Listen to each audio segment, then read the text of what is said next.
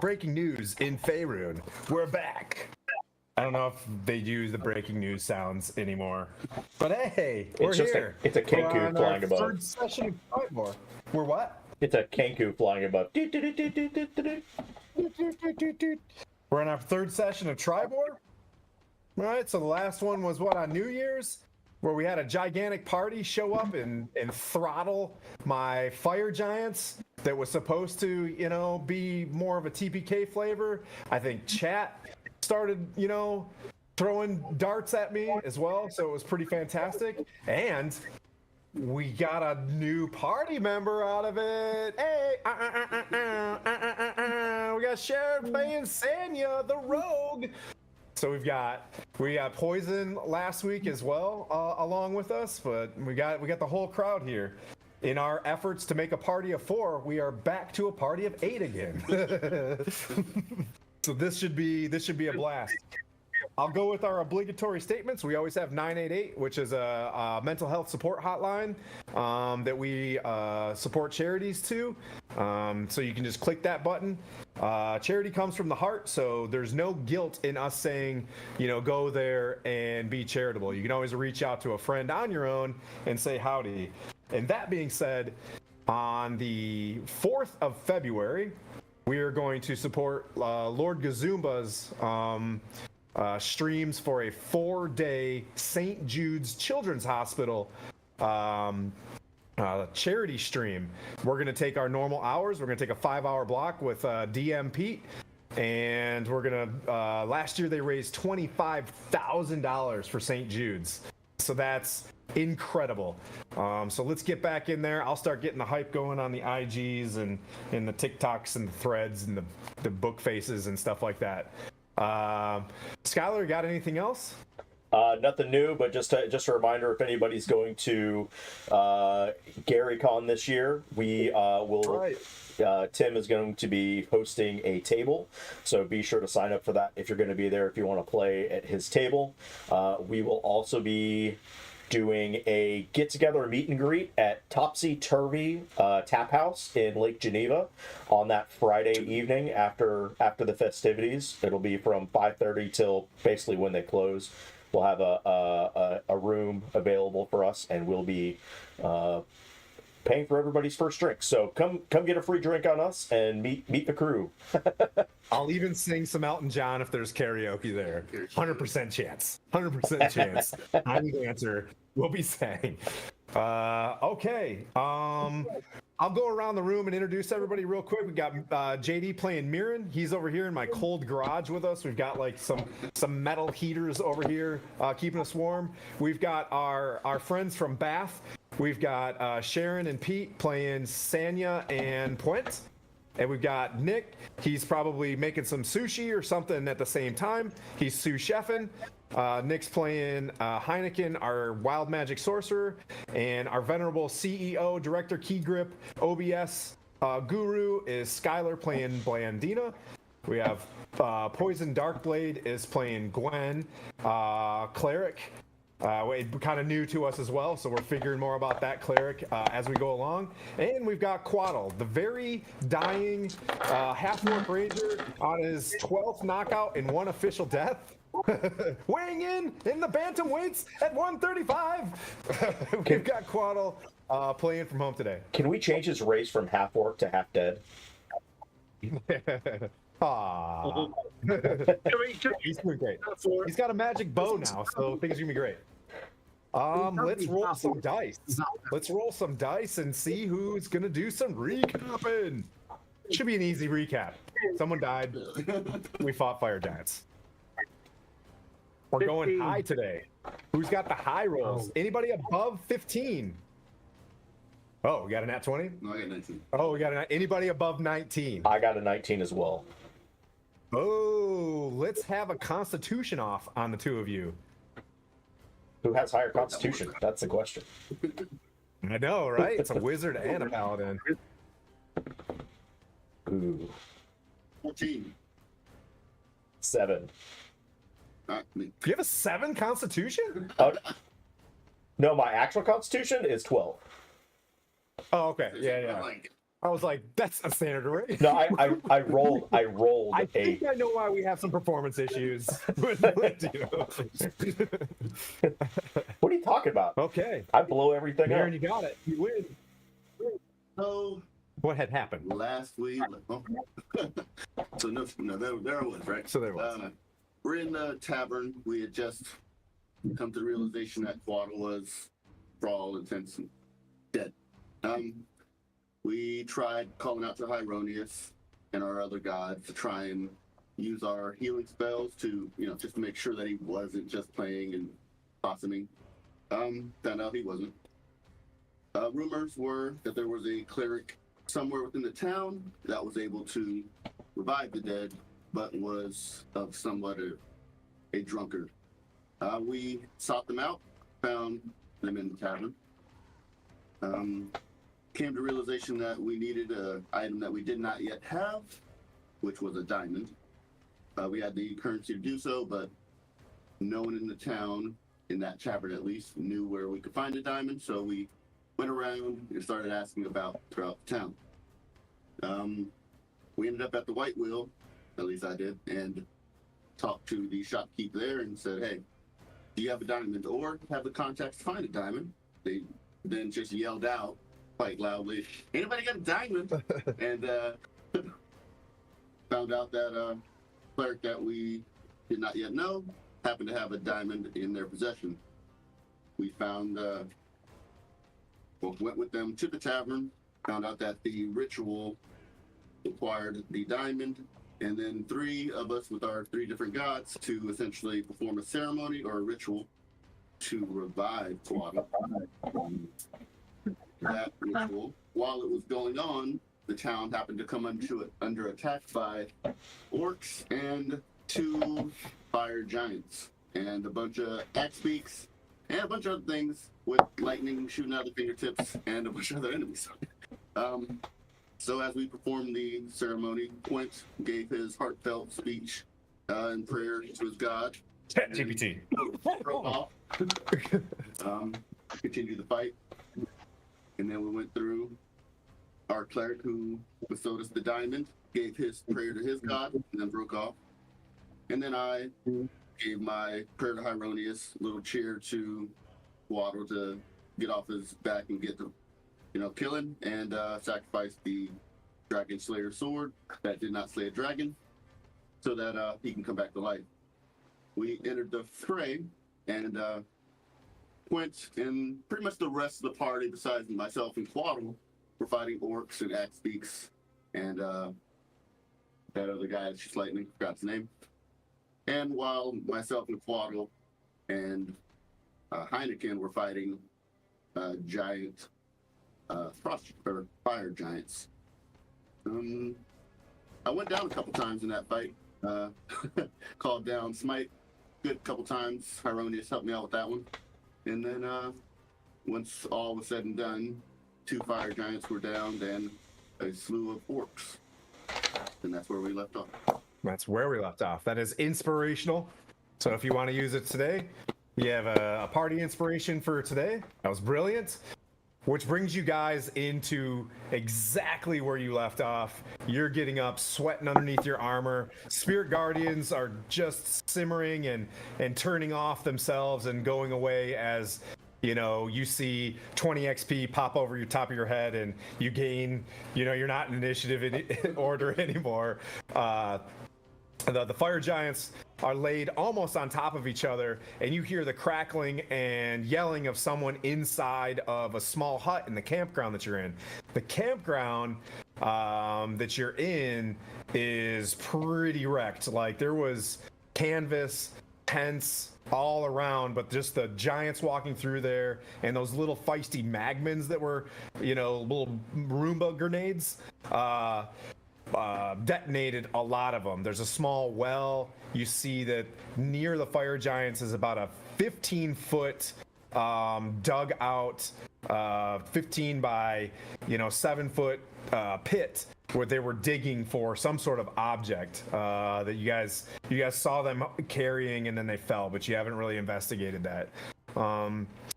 the sounds of the town are still screaming. You can look over your shoulder. You'll see a very organized town running buckets from wells to go put out various fires to keep from grass fires from happening, because it's real tall grass. But it is, in the autumnal seasons of Faerun, so it's not necessarily as dry because of the storms that were recent. So you'll find yourself, Mirren, you come back to, you're not sure, but the god wild druid, wait, what was it? Was it who was the chatter that was in there? It was like wolf druid Rose. I was close to it. Yeah, it was definitely Rose. But yeah, some demigod out there brought you back to life after your 96 point smite, and then getting smoked by a female fire giant. Point, you're running up there as well, and Gwen, you were just doing some heals. You'll find yourself, Sanya, hidden in a farm about 20-30 feet away.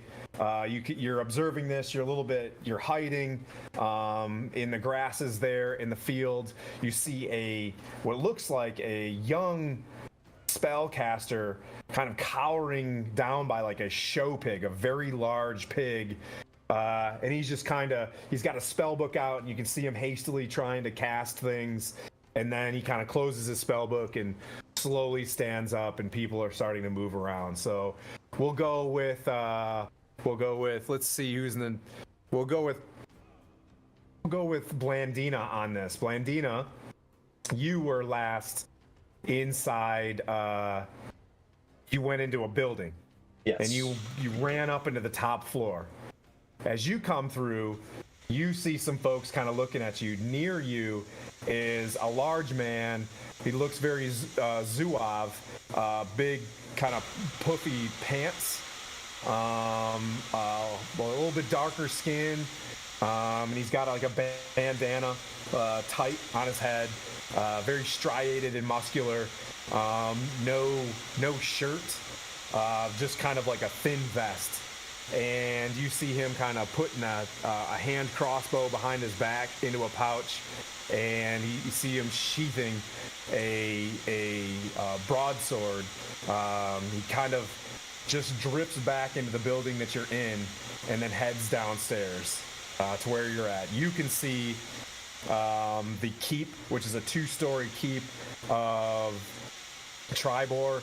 It leans to the east a little bit. It's not like a well-kept place. You see the banner of Triboar with the 3 boars. Look like they're charging forward, hanging there, and folks running up to Dorotha Chandrell, who you've seen before, who's like the Lord Protector of the town. You see her passing out, little ripped pieces of notes, and folks like running back and forth. You met Aldo and Hingo, those 2 guardsmen, and you see Aldo standing over Hingo's body, and you see him kind of sobbing, and over top of him, and just various folks running around town. But Blandina, is there anything that you would like to do in the beginning here? And then we'll go on the Twitch screen.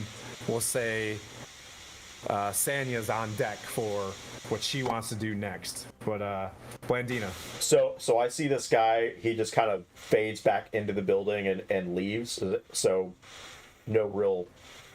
I'm just gonna let him leave.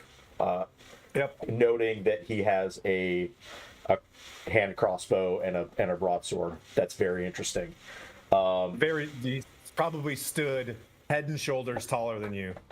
He's very wide, very large, and he just almost like a very shy demeanor. Just kind of steps back. Gotcha. I'll be on the lookout for him just to see where he kind of passive perception, see where he goes.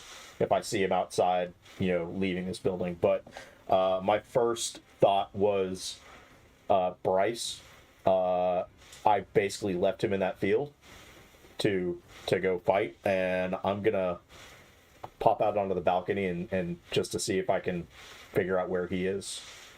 You see him Do a perception check. I want to see how much you see. 10. Okay. You remember, you can see that the talking troll, where you guys began performing the ritual. As you're looking, it's so distracting. There is a large hole in the front door where a boulder went through, and you're seeing a ranger kind of dusting off his shoulders, and his bow is like wrapped around his neck and head, and you see him like stand up, and in the back of your mind you're like, oh yeah, like, yep, classic Quaddle. And he's fixing himself, and in the back of your mind you're like, there's back doors to buildings, but whatever. And you pan forward a little bit, you see that large, couple 100-pound pig, and you see Bryce behind him, and he's kind of like walking behind the pig, like looking ahead, and it makes sense that he was probably seeking cover. So I'll walk out onto the balcony and do like a little parkour jump over the edge and heading towards his direction. Do a strength check. Strength or acrobatics? Yeah, you can do acrobatics or athletics. It's whatever you decide. 22. Oh. Okay. Wow. Okay. Yes. It's like, you wow, land, and she's that's what I got the wooden heel stuff just like just lands. Flip your hair back and stand up briskly, and you hear like, excuse me, yeah, Bryce from behind you. No, you're still in this compound. Oh, I turn around. What? Hello? You see a hooded individual with a patch over his eye, and you can see that the patch distinctively has a snake with wings on it, and you can see about 4 daggers underneath his cloak, just the hilts of them, and he puts his cloak back on, and he's just like, that was a pretty clever lightning bolt there, ma'am. Yeah, what of it? That's you guys seem to be pretty skilled adventurers for entering here in Triboar. Welcome to the Triboar Travelers. And he points to very well kept stables. You see another cloaked individual with like a medium-sized crossbow. Put it back underneath his cloak, and he walks into a barn that looks like a stable. And your instant, passive perception is that this is supposed to be like a stabling place, and these dudes are pretty well armed where you're at. If you're looking for some stabling and tack for your horses, if you have any, we'd be happy to take your business. Or if you have any interest in doing any other stuff, let us know. Sure. Did you not see just what happened? Did you not see that battle that just happened? He's like, yeah. And you can see off to his side that has a hand crossbow in his hand, and he kind of holsters it on a little bit of a rope behind him, and he's like, you guys had this well in hand. Clearly. How long do you plan on staying here? Long? I have no idea. We just got here. Quite literally, we just got here. What was your name again? Earlham Stockspool. And he comes forward to shake your hand. He's like, sorry, just a little bit amped up from what just happened. Of course, as a merchant here in Triboar, that sort of activity isn't good for business now, is it? I can't imagine it would be. He waves over your shoulder to Doratha and gives a 2-fingered salute and a nod. And he kind of looks over and gives weird. You see him giving hand signals on his right hand and his left hand, and about 6 to 8 other individuals, the same well armed, start moving around this, this farm, this stable, and kind of moving back into what appears the shadows. Like when you got there, there wasn't a lot of folks there, and then this place kind of came to life. This particular place that you're in. He's like, so I mean, would you like to stay? He's like, would you like me to put the kettle on for you, or you don't have to run off, man? I was just using this is your building. I was just using it. Thank you for having it here. I just needed some cover. Anybody that seeks cover and some high ground in a fight is the type of people we're looking for. And he kind of like moves his patch to the, off to the side and gives you a wink and puts it back. He's like, I won this patch in a fight long ago. So was that a wink or did you blink? It keeps up the image. Did you blink or was that a wink? Yeah, you can see he's got a pretty significant scar there, and when he moves the patch off to the side, his eye is graying a little bit, but you can tell that he can kind of see a little bit out of it, but there's a lot of like tears, and then he kind of just puts it back. Well, I'm not looking for a place to stay. I know you're busy. Well, absolutely. It's nice to meet you, Earlham. This is just, there's a lot going on right now. Let me come back to you and understood. Make my way over to Bryce and go, Bryce. Yep. So you walk through as you leave the the Triboar Travelers. You make a left out of their gate. There's fall leaves, trees. As you walk up, Sanya, you see Blandina walking up to you because you're in the same farm, and you don't know this. Sanya, you're still hidden, and you hear Blandina kind of talking over your head to Bryce. Bryce is just like, looks at you, and he's just like, oh, I tried. I'm new to this, and he's got the books and his spell book open, and you see like frost and scorched earth in like two spots where he was like aiming for things and just like missing horribly.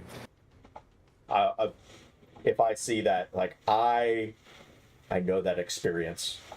Trust me, I know that experience. I've failed at some rays of frost in the past, very recent past. I've been sent here to keep track of the storm giant activities, and he flips to like an open page of the book and whips out like just like a black it's just the lead of the pencil, and just starts like scribbling away at it's just like a thick gauged writing tool.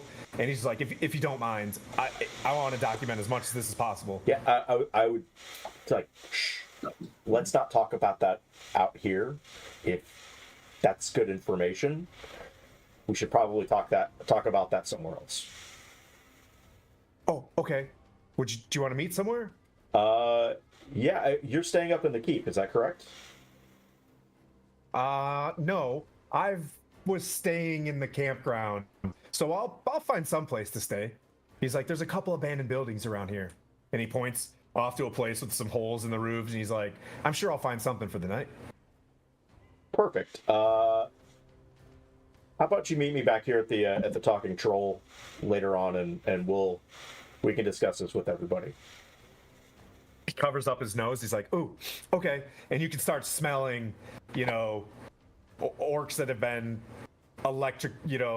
hit by lightning bolts and whatnot, and just the prevailing wind's going through, and he's like, okay. And he just starts like walking towards the Talking Troll, sits down at a table, and you can see that he's just starting to write, drawing pictures and, writing.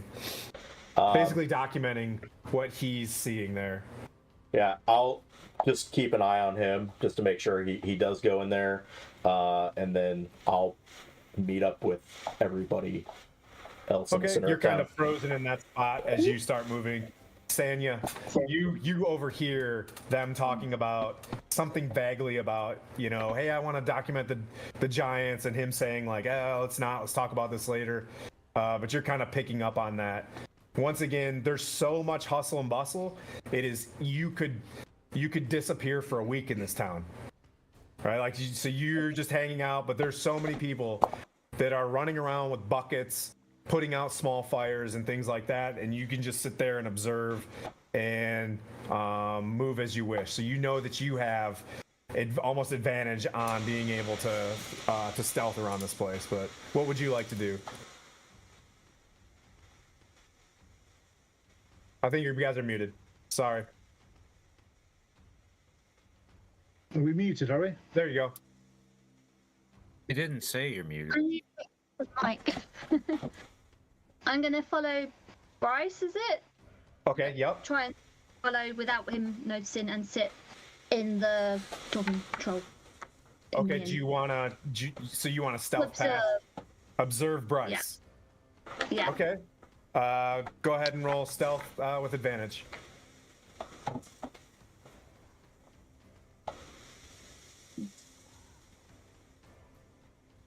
$19. Okay. There's a tree, a very large, like, oak tree that is in the back corner of this place, and you can climb up to an outside balcony that nobody's at. There's like old tools and very old, like, say in the summertime, there's, you know, cafe chairs up there, but no one uses it in this weather. You're able to pop up there, get into a corner that's very dark, and you can see like where the light is, you know, where anybody would see you, and you're far enough back where you can keep an eye on Bryce and actually see, you know, what he's drawing. Various symbols, and he's basically drawing the armor and the makeup of what the giants were wearing. He's very it's all about the giants, not the Orogs or anything like that. Let's see. Quent, you're there with Mirren, who looks really scuffed up, and Gwen. So the three of you are next to each other. So for all intents and purposes, for you guys, you are very aware of each other. You have that feeling. If you do care, you guys just put down two fire giants. You know, you sheathing your swords and, you know, putting your hair back up in your top knot or whatever you're doing. But you know, you're feeling pretty smoked from a pretty hefty fight. Point, you've got a lot of shrapnel and sticks poking out of you from javelins, and some blasts. Gwen has been doing a fantastic job.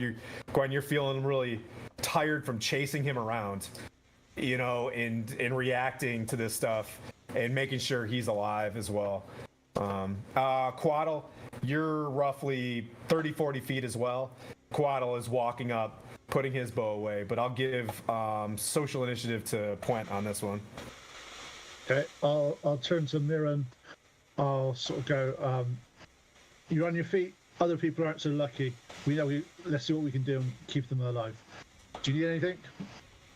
We might have to go and see if we can attend to that guard who was holding the front over by the axe peaks. That might be my first point of business. We need to also make sure that no one gets near these fire giants. They must have something useful on them and something we need to find out. They did say in the heat of combat that they need to report to the Duke that it's here, whatever it may be. And whoever the Duke is, but it was that Duke. Okay, old movie. It sounds quite important, whoever he is, but we need to. I can't hang around talking here. There's civilians here that are in need, so I'm going to have to go and help them. But we need to make sure that these. I'll hold the fort here, make sure that nobody disturbs this area. You want to go and attend to the injured. Right. I'll go to that guard that Mirren said. And I've got a few healing spells left, and I've got medicine checks, and I'm basically going to go around everywhere possible, making sure all the critically injured people, I will. As you turn, turn right away, you hear someone inside of a house, and Heineken, you hear this as well. You're on the backside of this small house, and you're hearing it, and Heineken's both hearing it. You hear someone, you know, with you just hear like, still, it's on fire, and it's like you know, it's on fire on four sides. Heineken, you remember that there was a guy that you were talking to earlier when you jumped up on the house. You remember that he was in there at the same time. Heineken was like, whatever, you know what I mean? But like, you can hear this guy in there. Like, the house isn't like it's you know, it's got its structure left, right? But it is in fuego right now. Like, it's in about 5 minutes, this thing's coming down. Okay. What I'm going to do then is I'm going to put my hand on my chest, invoke Moradin, and cast protection from energy on myself for fire, and I'm going to run through the door. Heineken, what are you doing? You're watching Puent bust through the door. So I'm gonna start blasting Ray of Frost. Oh, okay. All right. the house. Yeah, just cantripping, just like. Yeah. All right. Okay. So you got about one side. Let's see. So you're gonna bust in there. Let's do a athletics from Puent, and let's just give me a from your side, Heineken. Let's do a perception. Let's do a. Just give me a wisdom check to see if you're squirting the frost in the right, spots. 15. Okay. Yep. You're hitting the base of the fire with the frost, and you're aiming it up. Puent, what'd you get on the door? I'm not 20. Not Okay. 20, but 21. You just like Kool-Aid Man. Oh yeah. It's like you open the door. And you see I believe, is this dude a halfling? I think he is. Let me find out what this dude is as I flip through these things. This is the campground, right?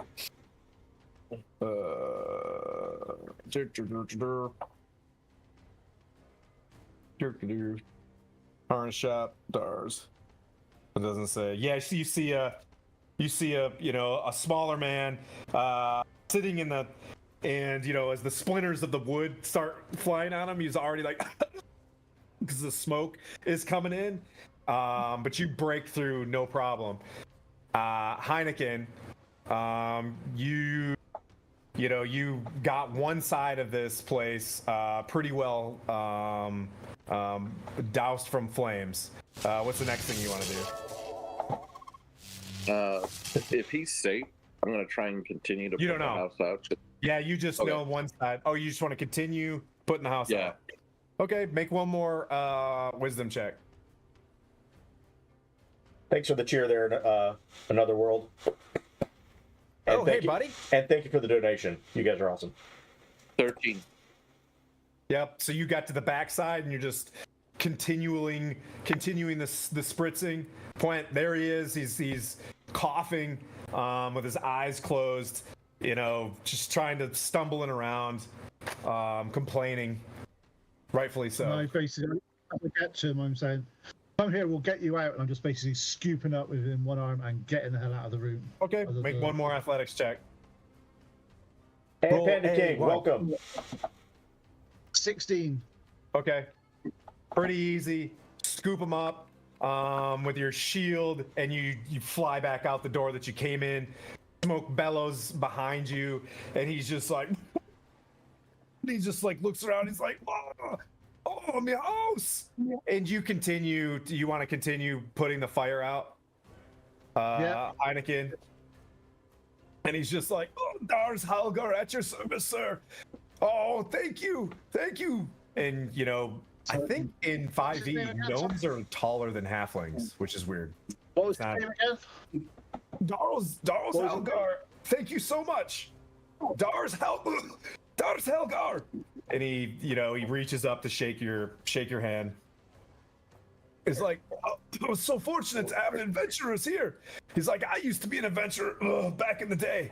And he shows you he pulls up his sleeve, and you can see oh, that's Baldur's Gate. Thinking of it just shows you a guild, like a thieves guild from Waterdeep on his thing. But he's kind of a little bit aged, got a bit of a tummy, and he's trying to praise you. He's like, thank you. And he starts looking into this place. He's like, how can I ever help you? Thanks for the donation, Annie. Help everybody else. I say help everybody else here. You're fortunate you're out. Let's get everybody else sorted. And I put him down, look to the nearest person now. We were going to go after that guard that the act speaks. Before you go, No, down. Before you go, make sure you come back to me. I have something very important to tell you. What we'll do, there's life and death situations though. Stay alive, get some water. Staying alive. Let's see. And that brings up Poison. So Poison, you're standing there. You just listened to JD or Mirren and Heineken planning out what was going on. You're kind of just standing there. You see Quaddle kind of walking up. Ranger kind of just walks up behind you. Quaddle that puts you on deck. What would you like to do, Gwen? I believe I was going to go and help the other adventurer that we had. Couldn't quite remember his name. Go and kind of watch over the giants, the dead giants, and all that stuff, so that way nobody kind of tampers with that. You know what I mean? So kind of just keep an eye out, and if I see anybody who over here where we are in need of some healing, I'll kind of pop one at them. Yep. So Mirren is a drow paladin of Hyronius, and he's right there kind of watching them as well. You see an Asimar that's been helping you guys out, brought the diamond, helped with the ritual for Quaddle, and he stands there with you to post guard. And then I'll come back to you guys because you want to check out the giants. Quaddle, what do you want to do?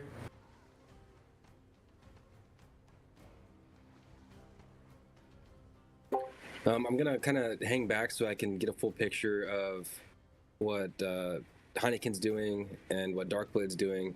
Try and take some cover and just have my bow ready. Okay. I don't trust that everything's completely over right now. You don't trust me. You don't trust Tim.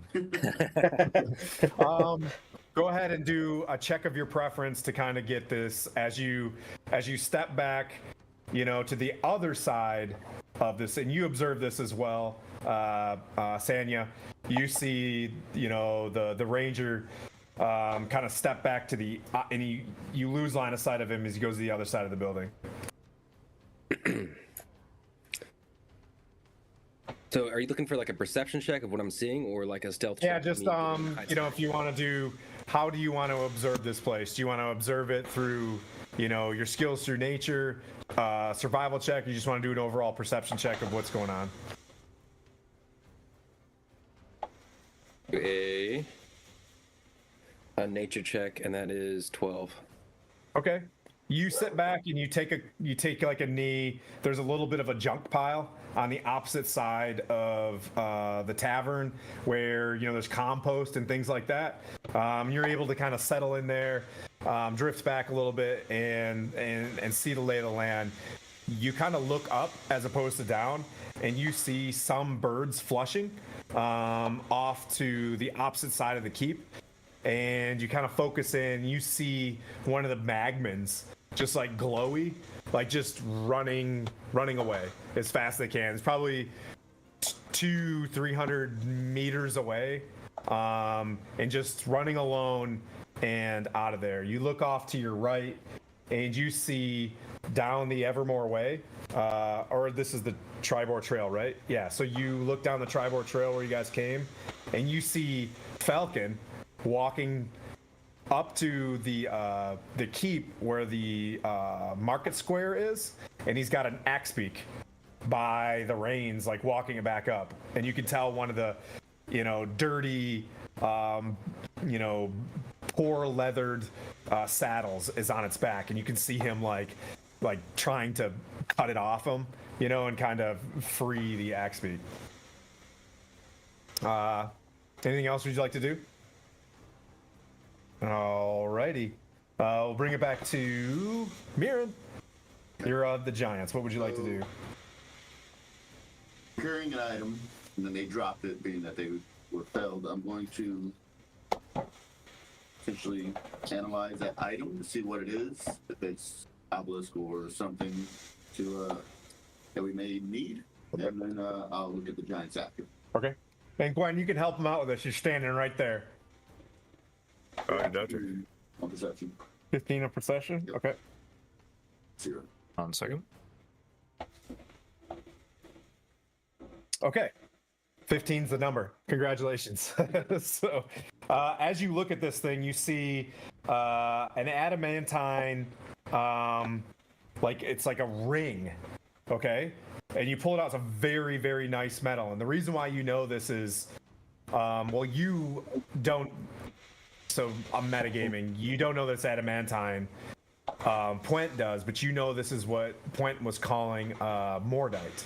It looks like the same type of metal. It would take 2 people to carry this thing. This ring is like huge. As you look at it closely, there are small runes in it, but you get the sense that this is part of some other construct. Like this thing is a part of something else. A bit of a magical aura to it. Well, it's not going to go walking away. It requires 2 people to grab unless another giant comes along. So we'll get there. He's off doing stuff, so I won't bother him at the moment. And then I'll take a gander at the fire giants themselves. See if they have any goods worth, I guess, reusing. Okay. I'll let you both check them. So as he goes and checks one, do you want to check the other? Or do you want to check the same one with him? How do you want to approach this, Gwyn? As he's beginning to search the giants, do you want involved in this as well? Sure. I'll help him search them together. I'll help him search one, and then we'll move to the next. Okay. So he's gonna. All right, that works. Sword. Giant sword. Okay. 18. The male. Yep. All right. You see that he's got a like a knapsack in his lower back that like is like a circular container. And as you open this thing, and it's about like this big, you know, you're like screech, screech. You inside of this thing, you immediately pull out like a large wooden oar. You reach in there a little bit farther. You find a carved statue of a dwarf. Farther in, you feel something soft, and you pull out a very nice, coiled up. You know how, like, if you were a professional mountaineer, hempen rope, like 50 feet of it. A drinking horn that's about this big. Like, it's Sized. and a giant-sized bone comb and a giant-sized skinning knife. You keep reaching farther, like, oh, this is kind of lame. You roll him over, and on his neck is a necklace with a red gem on it that's about that big.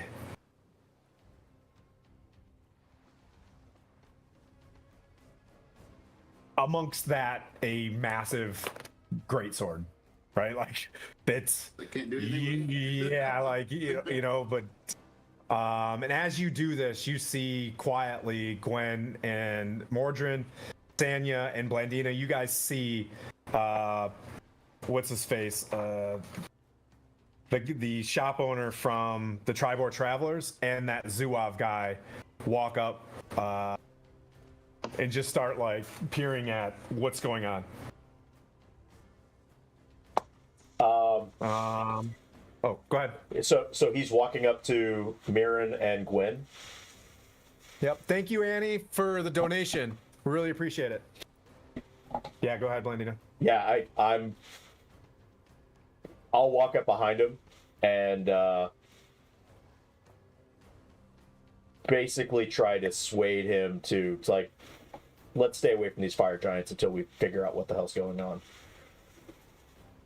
He looks at you and he's like, yeah, we'll be safe. Are you sure about that? He laughs. He's like, I understand. We're not going to take anything of yours. I'm not worried. We're well invested. I'm not worried about you taking anything. I just don't know what's going on with these fire giants, and I'd rather keep the rest of the town safe. So let my compatriots here deal with this, and let's just stay back. Okay. Make a persuasion check. Do you want to use? Or you want to use intimidation? Oh no, no, not intimidation. Okay. That is, let's see, plus your persuasion plus 5, 16. Okay. He's like, he grabs. He's like Velkin. To the large Zouave man, he's like Velkin. Let's let them have their time. If you find anything of interest, I know my way around the world. I know a few things, and I would very certainly like to know a little bit more about you. Is there any chance that maybe you could come by for some tea tonight around, I don't know, dusk? I'll give it some thought. I have some other business to contend with, but So you're gonna hold the corner with him because he's gonna stay right there and like watch. He's not gonna go any farther. No, but he's gonna stay there and keep observing. Yeah, I'll stand there with him and just make sure. And he's gonna look at Bryce and be like, "Is he with you?" With us? He seems new to town. He came here at the same time we did. I hardly know him. Do you know anything about him? Okay. Never met him. So they'll hang back. Anything else you want to do, Blandina? No, I just wanted to keep them away from. Okay. I don't know anything about him. So. Okay. Sanya, you see Blandina talking to these two individuals as well. They look very, despite the fact that they came from those stables, you have been in this town for a couple days, and you're fully well tracking that they're like on the high end of the Zentarum. Like they're not like aggressive about being Zentarum. They work here, but you know that Blandina is talking to two people that are members of the Zentarum. But they're not aggressive. You know what I mean? Like they're just. I'm just keeping an eye on the situation, but also gonna keep a Bryce and go. I don't know. They're looking at the giants. Aren't you interested in that? Didn't you want to go and have a look to Bryce? But if I can get to him and say that quietly. Yeah, you can pop down, and he's like, Blandina said that I have to stay here. Okay. I don't want to upset her. I didn't perform very well in the battle, and I just. You did try. Did you see that big circle thing that they pulled out of the? And he points, and they're like wheeling out this large. They're like, oh, and he just writes down something in his notes. Yeah, it's quite large metal. Don't know what it is, so but you might do. Yeah, I probably could figure it out. And he just keeps like flying back into his notes and like assessing like other weird mechanical things. I'll leave you to it. I'll hop down and see someone else. When you go back to the town square, where you see people dragging up the orcs and piling them up, you know, and in a way of we're going to burn them type of situation, and you know, they're like people are bringing up large animals to get the orogs and the ogre out of there as well. There are a few people that are injured. There's like one woman and a small child that seem to have some burns on their body that were near the white wheel, and they're just kind of, you know, taking shelter near the white wheel. Do they look like Aldo looks dead? Huh? Do they look like they're in just injured, or they're about to die type thing? Just injured. Like if you wanted to use a spell to heal them, you would do that. Like yes. I don't have many spells. That'd be nice if I had spells. You can do a medicine check. Yeah, Hey, thanks for the follow, Husky House. Medicine check of 12. Okay, you're able to see that keeping the open to the air and just at least getting some water on the on the wound. Quaddle, yeah, on the wound. Yeah, I'll give them all the advice I can on that. Yep. And then like, hey, come out, let me change the bandage later. You know what I mean? And you give her some basic advice to take care of each other. And you see that an individual comes out, a male comes out of the white wheel, and he's got buckets of water as well. He's got two buckets of water, and he sees that you're, trying to dab them, and he drops one, and he's like, "Narth, good to meet you, white wheel," and he walks away. Okay. So, is there anyone I can see that's like they're having major trouble trying to sort of either bring them back or they're unconscious? Is there? Yeah, you see Hingo is dead. One of the NPCs, you know what I mean? But and Aldo is like over top of him. Is he dead or just unconscious? Yeah. He's got NPC plot death, you know what I mean? Like, yeah, so he doesn't have 5e rules. And you see the rest of their family coming up. Another thing that you do notice is over the course of like the next 5-10 minutes, same with you, Quaddle, same with you, Sanya, you see armed individuals showing up, and they come in, they run into the keep, and they come out with like a spear and a buckler, a spear and a shield, as if the militia is starting to arrive. Right? This happened really fast, and something that you did know is you kind of solved the case really quickly. Doratha, Shendrell, you can see, is kind of still busy passing out orders and getting order for things, and people are starting to surround her more and more, and like overwhelming her with questions and things like that. You can see that she's starting to like back up to go to the keep, and she's trying to talk over people, but it just seems like very chaotic. I'm going to walk up to Doratha. I'm just going to get to the front of the queue in normal dwarvish style. And whilst went at the front, turn to the people that are harassing Doratha and go, "You don't need a leader in this situation. Just do what's right and do what's good. Get out there, save people, keep people alive, deal with the politics tomorrow." Do the intimidation check. Let's see it. I want to see if they just start rioting and they're like,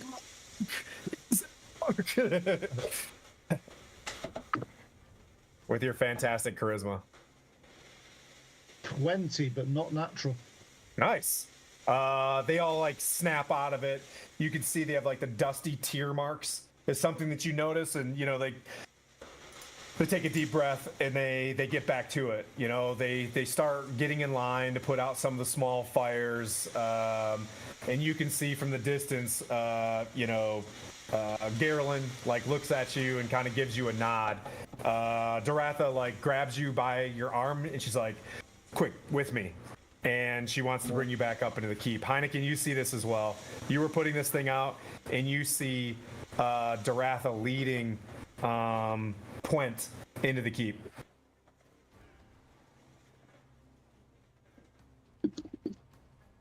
Very well. I'll follow.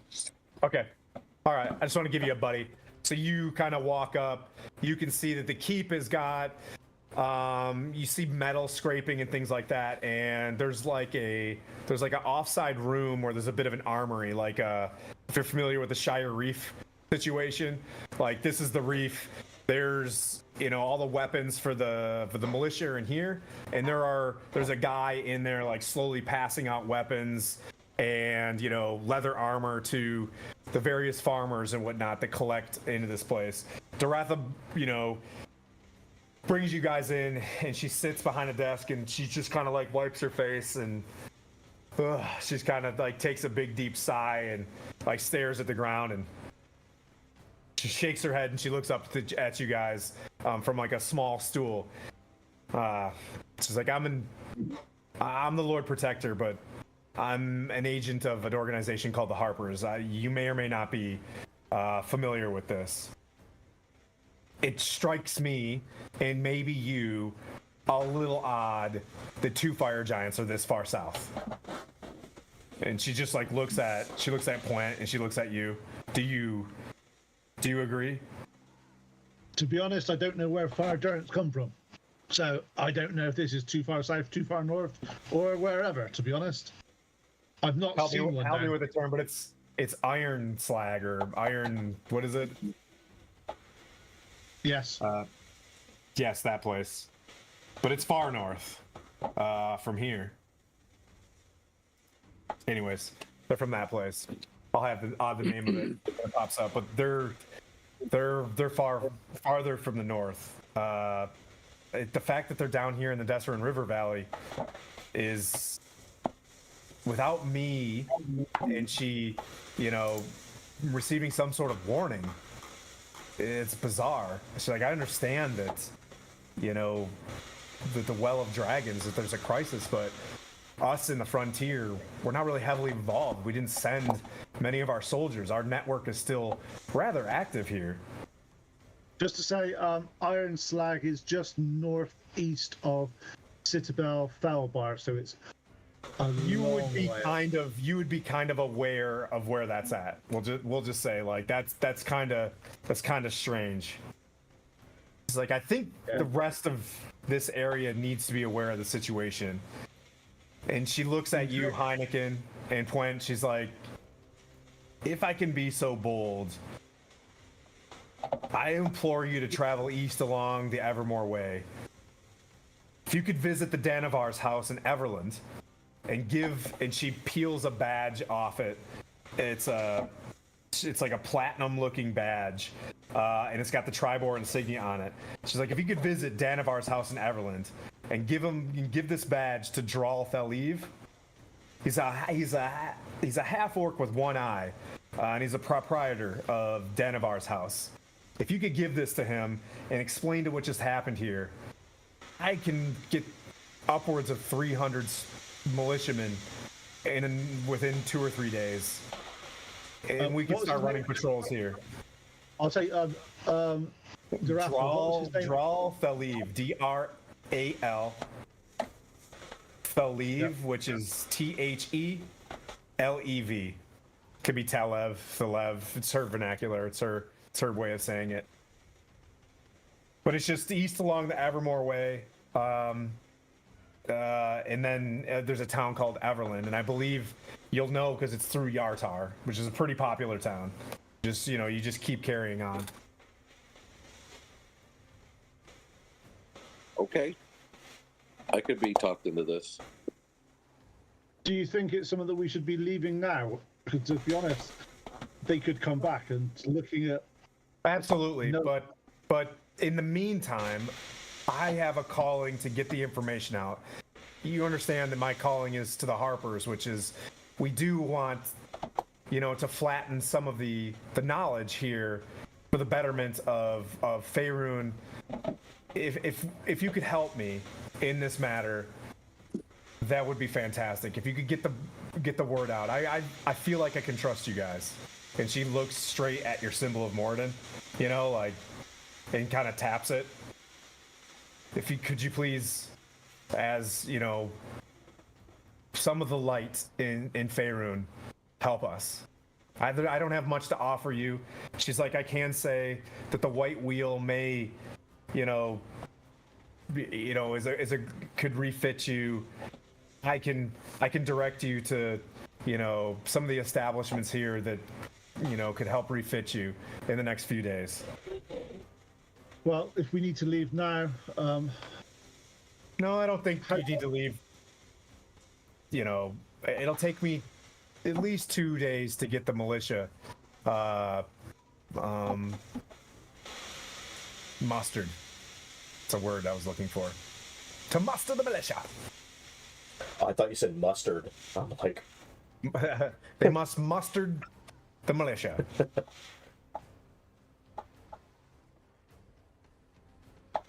Well, we can do our best, but is there your city's in to be honest, it's had a bit of a bashing. She walks you to a smaller arrow slit, and she looks and she's like, to be honest, you guys acted so quickly. And she looks, and you can see some of the fires are out in the village. Triboar comes together. You know, she said, she's like, this is not your town, you know, that will just fall apart. Triboar will come together, and you can see people working together, putting out the brush fires, and she'll look out, and she'll be like, see? It's, you know, other than them dragging out these orcs, she's like, I can't offer you much, but, you know, she takes a whistle, she's like, their loot belongs to these adventurers, and she yells outside. She's like, but you can have, you can take what you want from them. And she's like, oh, look. And she looks at Falcon. She's like, and maybe an axe beak if you talk to Falcon. But other than that, it's like, you guys have done an amazing job for Triboar. How many axe beaks have they got? Have they got like 7, maybe? Well, there's 7 dead axe beaks, and there's 1 alive. Yeah, but if you're looking for horses, she's like, I can direct you to the Cart and Coin. I can direct you to Wainwright's Wagons. They used to make some really good wagons. And she looks around. She's like, some of them work in our militia, but she's like, they used to make really good wagons, but they make pretty decent carriages. There's a pony farm that we have, but there's definitely reasonable horses here if that's what you're looking for. Well, anything that could get us to Everland faster would also be good. It spreads the word more. They're very fair prices. Triboar Travelers, she kind of looks at you and she's like, their prices are a little bit steeper, but they're better horses. You can find just about anything you want there.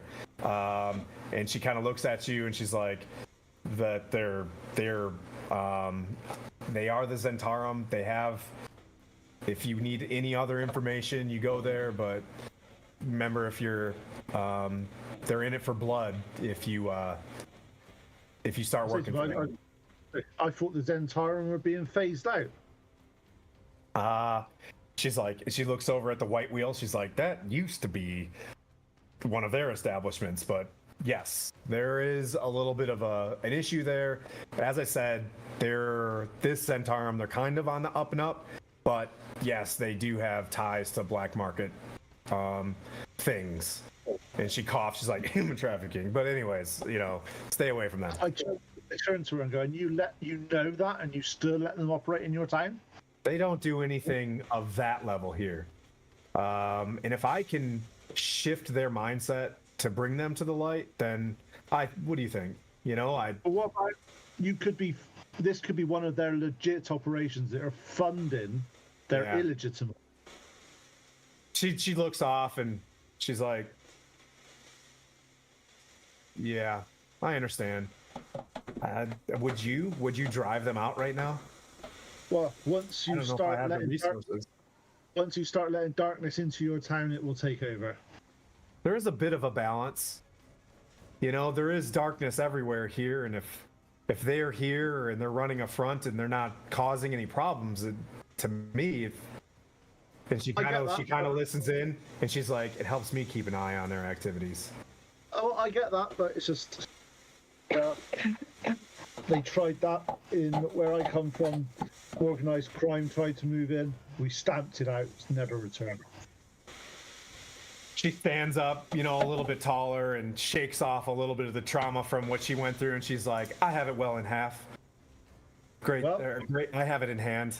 But I do appreciate your candor, and I will keep that in mind. But I'm not going to slip to the darkness, nor will I let Triboar. That's right. Well, if it keeps the business rolling in, so be it. I'm concerned that maybe this is legitimate here, which is good, but then is the money being funneled into other illicit activities that you don't see? Just because you don't see it doesn't mean it doesn't happen. Yeah. Yep. I understand. Is there anything else that I can help provide you in the meantime? To be honest, at this point in time, we've got somewhere to stay. We're here for a couple of days. We need to get back out and help people. But I appreciate what you've done. Is there anything we can do more for you whilst we're here for the next 2 or 3 days? Like, it looks like the talking troll took some pretty bad damage into it. If it rains, you guys are going to get wet as we try to repair it. But there's the 6 windows, and she kind of points off to a 2-story inn. She's like, that's run by Talmara Heistrin. She's a little bit intrusive, but a very nice lady, a well-kept establishment. If intrusive, she's gonna talk your face off. She'll be looking through the cracks of your door and whatnot. Some people that don't spend more than 1 or 2 nights there. She's a little bit nosy, but she's lonely. Her husband went missing a while back.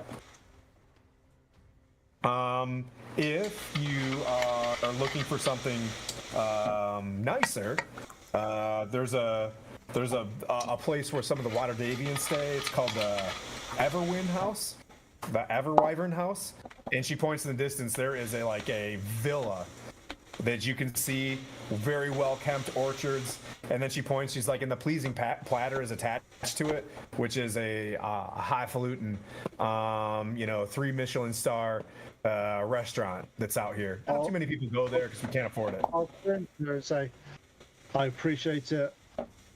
Please don't let Blandina know about that location. She'll be there all over. She'll never want to leave. We need to keep her on the road doing stuff. You're not there.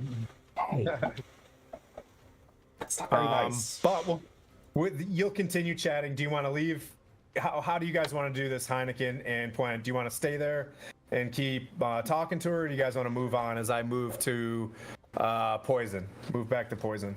And no, I'll go to quiet. You've been quiet. I'll turn to Heineken and say, should we stay or should we go and see if there's anyone else that needs some help? Let's go see if people need help in the town. But I'm really interested about going east to see the drawers guy. Yeah, I'm as well. Also, we need to get somewhere to stay tonight. But let's see what we can do. Let's go and find the rest of the guys and see where we can stay. A couple of places. We either stay in the troll place we're in. We can always help repair the roof and make sure it stays a bit watertight tonight. Or those 6 windows sounds quite a nice place to go. We just keep the villa away from Blandina. We'll never get her out of there. That's valid. So here's the other thing. I feel really bad. I sent a bunch of geese to their death in that fight. And I think we should honor those geese by finish cooking them and eating them. Yeah, that geese sounds lovely. All right, I'm going to go round up the corpses of our colleagues for dinner. Yeah, that sounds like a plan. Let's go and see if we can round up and get back to the group and see what's happening. We also need to check in really with Mirren and that to see. We need to get there just to see if there's anything if they found anything from Giants. I like where your head's at, but this east thing, does that mean we get to get horses now? Because I can't be asked to walk. Oh, totally. But that's a couple of days away. Let's look at now and set up tomorrow. Sounds good. And Tim, we'll head back to see if we can find Mirren and Gwen. He's in the bathroom. So that means we can make up stuff, and he's just got to abide by it because he doesn't hear it. Like, so we found this golden, giant long It's okay. It's okay. I just found a chest over here. Hidden somewhere. I thought Doretha was going to give us the villa to stay in, but she didn't. So we're not going to mention that to Blandina. So That's not very nice of you. you don't know it's not very nice because you don't know what's happening. Skylar is saying that, not Blendina.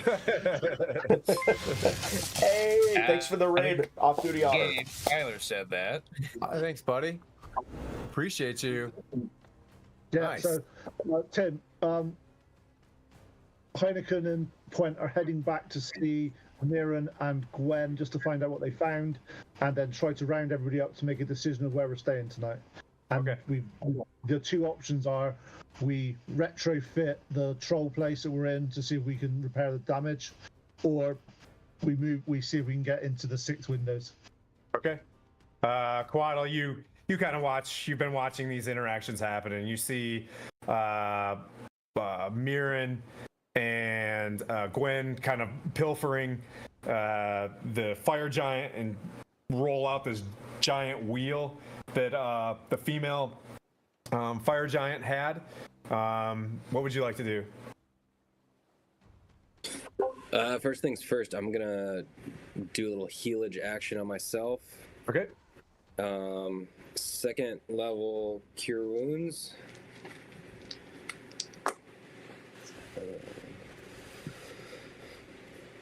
So I'm gonna do that real quick, and then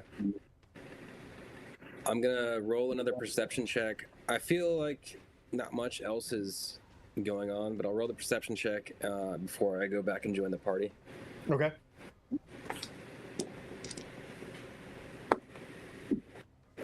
Okay.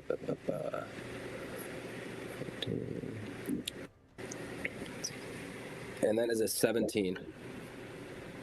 Okay. You see, where's she from? So, alibi. There is a metric fudge ton of NPCs in this town. so yeah. Give me. I gotta. Okay. You see in the distance, you were following that Magman, and you see 2 horsemen run out and chuck like 2 spears through it, and you see an explosion out there and a horse fall about 300 meters out, and the other horse kind of darts off, and then he comes back, and you're kind of watching this scene kind of unfold, or a guy like gets up, and you see him look at the horse, and you see him take a spear and put the spear in the horse's neck, and they kind of just sit down and they shake their head, like, and you're kind of just like, I don't know how that hits you, but and as you see that, your eyes come forward and you see another inn closer. Like, as you focus back in, there's an inn on the other side of the campground, and there's a woman holding like 3 mastiffs, like really tight by a leash, and she's kind of like looking around and just kind of watching folks.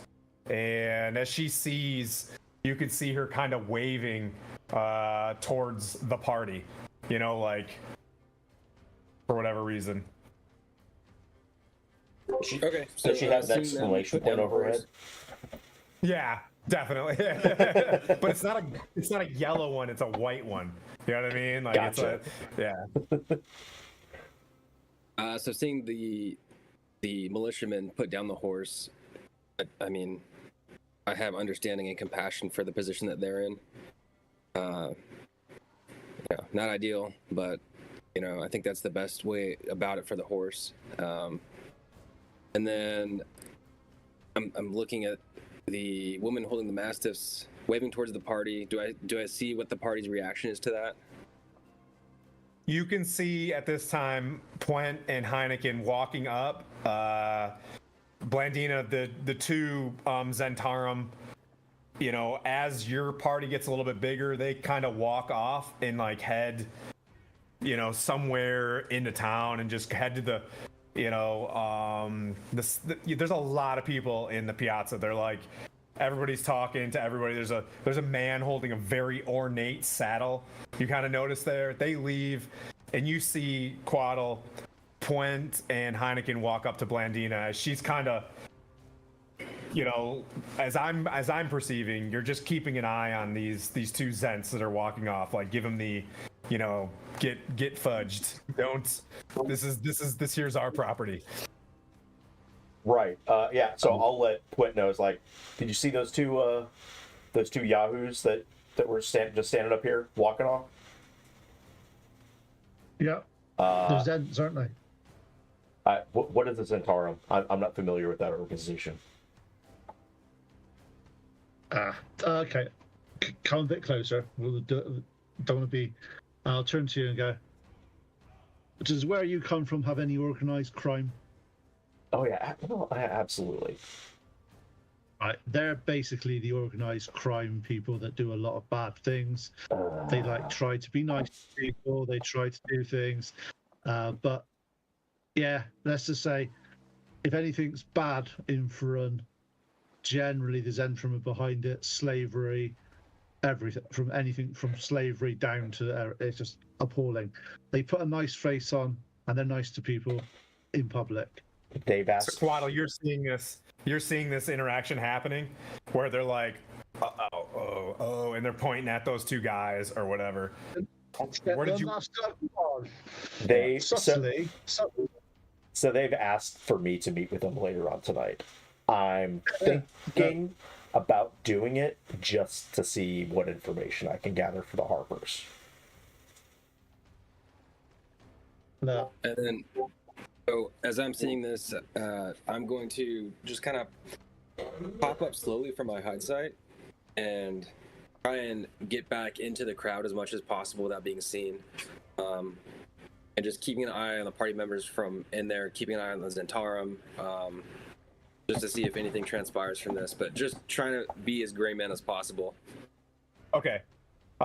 You walk by the front of where the boulder hit you and went straight into the building. For a moment, you see the table where you were basically resurrected, right?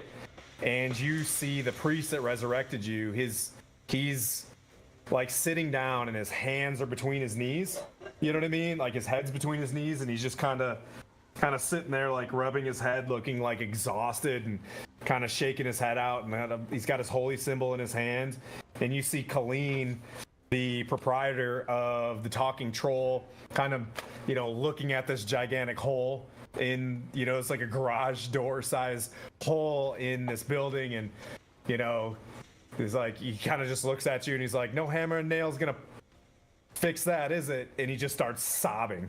You know what I mean? Just like, so the Talking Troll is having a really bad day. Other folks are like, woo, like my building didn't get smoked. And it's very easy to be a gray man in this situation, but you're kind of noticing these things. You overhear Blandina, something about the Zentarum, and she's like, oh, blah, blah, blah. And then you see the other two trying to roll over a giant, and they're messing with, this big artifact. And then you see Sonya sitting side by side with this young young wizard who's scribbling away at the book. Did I miss anybody? Yep. And we'll go back to Poison and Mirren, or Gwyn and Mirren. Now that the party is starting to amass essentially in the vicinity of the fire giants, I'll call out the Quint and Blandine and be like, got this huge metal ring. Don't know what to do with it. But you are, very fond of metals. What do you got? So you guys are all everybody's within listening distance. So I'm going to put the party together. Okay? Sanya, things are quiet enough where you're at in your acuity to be able to like spy on stuff. You can hear what they're saying. Same with you. So you guys are all, you're together. And now I'm going to shut up and you guys have it. Okay, I'll walk up to Mirren, put my hands on this metal. Yeah. Does it look, feel, taste, and obviously I'll lick it because I'm a dwarf. I'll do the normal stuff. Is it the same sort of material as the morite that I'm used to? Yes. And she has clutched in her hand a large rod of the same material. I got told this material was rare. Seems to be falling from trees these days. Look at this. It's like, how big's this ring? Blame these guys. Don't blame me. Well, we need to take this metal and give it to Fohammer. Hold on. Geldrin. Hold on. Before we do that, Quint, I need to get Bryce. Bryce needs to check this out. I'm going to run into the troll and get Bryce. As you're doing that, I turn to these guys and go, "It's Bryce. Anyone? Who's she going to get now? Fine. Blandina, you see Bryce sitting next to Sanya I'm just at a Bryce, table. get out here now. Come on, let's go. He stands up and he looks at Sanya and he's like, "Excuse me, miss." And he pushes back his chair, and he's got his hair, and he's trying to keeps trying to push it back, and he's like, yes, Blandina, yes, like that, yes. And he's just like, how can I help? Like you need to see this out here. Come with me. He's like, I'm just here to document for the Arcane Brotherhood. I don't know anything. They're sent me because I'm expendable. And he's like looking around at all these like, explosion marks where the magmans blew up, and he's kind of like, you see him like walking like really slowly when it comes to the fire giants. Well, it's like if you're recording stuff about giants, then you probably need to see this. He's like, thank you. And he's like, do you mind if I start drawing this? I can get this back to the Arcane Brotherhood, and we can find out. We can, as long as if you know information about giants, like this is all we know. As I pull out my obelisks and the ordning book, like this is all we know. We don't know why these giants showed up, what the hell is going on. So you're collecting information about storm giants?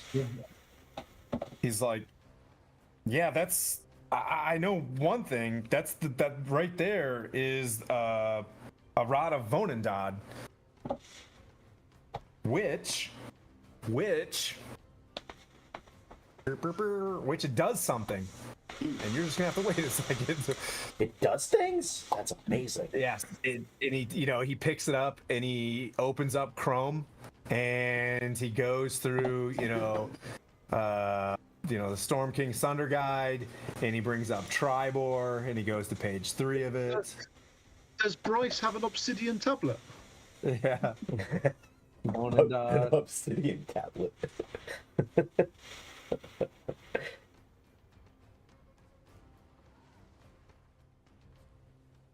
So he's like, I think, based on this being of the same material, and he looks at Puent, very, very rare material from old Faerun. Of course, there's a lot of it here, which could come at a very pretty price, especially to the Arcane Brotherhood. I could at least have them reward you if you needed, but see this, which he's like struggling to he sets it back down because it's too heavy for him. He's like, you can cast locate objects up to about 1d6 plus 4 times depending on who attunes to it. So he looks at it and says, yeah, it recharges. Actually, he's like, you can cast locate object with this device. This is very useful. And obviously they were using this to track down this piece. And the only reason I could think, and he's like, if I could get this piece back to some of the experts, we could figure out what they're trying to do with this. What makes you say this is a piece of something? It's a circle. And he's like, what if you can see this is part of a gear? And he shows you a picture of another various, like, it looks like a construct, kind of like Bork that you met, but it's like, like in Iron Man, they explode him. You know what I mean? So there's like a picture of a Bork type automaton, and like next to it, there's like an exploded thing, and you can see the ring. And he's like, I think this goes in a shoulder of something. I look at the ring. I look at this. How big is this ring? He's like, this is part of an enormous construct. And he just kind of looks up and he's like, what did he say? So what size is the ring? Something that would be huge. So the ring's huge.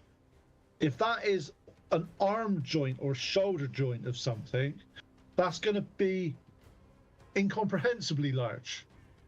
Fire giant size, maybe. Bigger than fire giant size? Or larger? You see more people are starting to walk up as well. You see Alestra Ogar, the woman that runs the White Wheel. You see her walking up with her partner, the guy that had, and he's got like one empty bucket with him. And she just looks back and she's like, "You guys aren't willing to part from that, are you?" And she kind of smiles. That type of metal can go for a pretty penny at the White Wheel. We'll let you know if we decide to sell it. We're not at the moment. She winks and she's like, "Well, hurry before the word gets out." And she looks over at, the Triboar Traveler's place as you see a horse just head straight down the Triboar Trail. And as she says that, I say, "What do you mean by that?" Oh, competitors.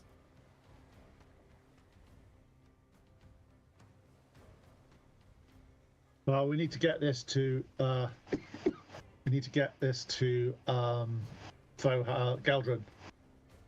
He'll know what to do with it. With that, talk to Blandina, see if she can get with Bryce and have them trade info on the books, because he's got apparently information in his book that we don't know that may very well influence how we use this ring. Well, and the rod of find things. So how big is this rod of findy things? Oh, yes, that's exactly. Boop, boop, boop. You said it is really heavy. 4 So feet this long and weighs about 100 pounds. Oh, that's The great. rod has 2 prongs, one at each end, and a molded handle grip on the opposite end.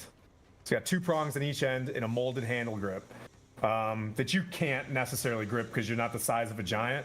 But to them, it looks like a martial staff when they were holding it. To you, it's just a post. Be quite hard to carry around, Mirren. Yeah, but if we put it on the back of a wagon and just see where we need to find everything, we can guide the wagon where we need to go. So I'm just working this out. If it's a really big diameter and it's made of this material, we could make several suits of armor out of this. Or smaller things of finding things. Then we get the rest. It's massive. Because Orlam Stockspool is just like, let me know if you need to get this off your hands, because I'm pretty sure you're going to get some pretty steep offers for this, but I don't want to bug you. And she, What's the steep offer you're going to do? What's the steep offer you're going to?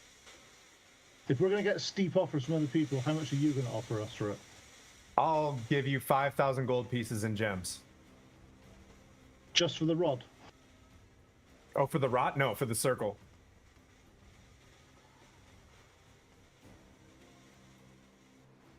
I'll lean in. I bet you can make some pretty sick armor with this stuff. No. Galdrin could make some sick armor with this stuff. You need to be a specialist kind of smith to work this material. Yeah. well, You know what I I think you mean. could use whatever metal this is made of to make that one thing we came here to have him make in the first place. What was that? You hear her say? And not the Yeah, I turn to Mirren and go. Yeah, If we wait, she says, my ex, we could get him. He lives in Phandalin.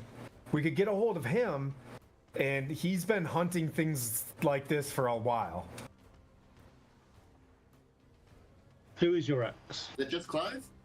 Darthag Ogar was we had a split, and she looks at this guy that's next to her, you know what I mean, like as we split, she looks at him, we have split, but you know, you can tell this dude has a bit of a weird jealousy thing going on as he just yeah I'm not supposed to mention her name, but It's okay. You do not have to be jealous ever again, but that's fine.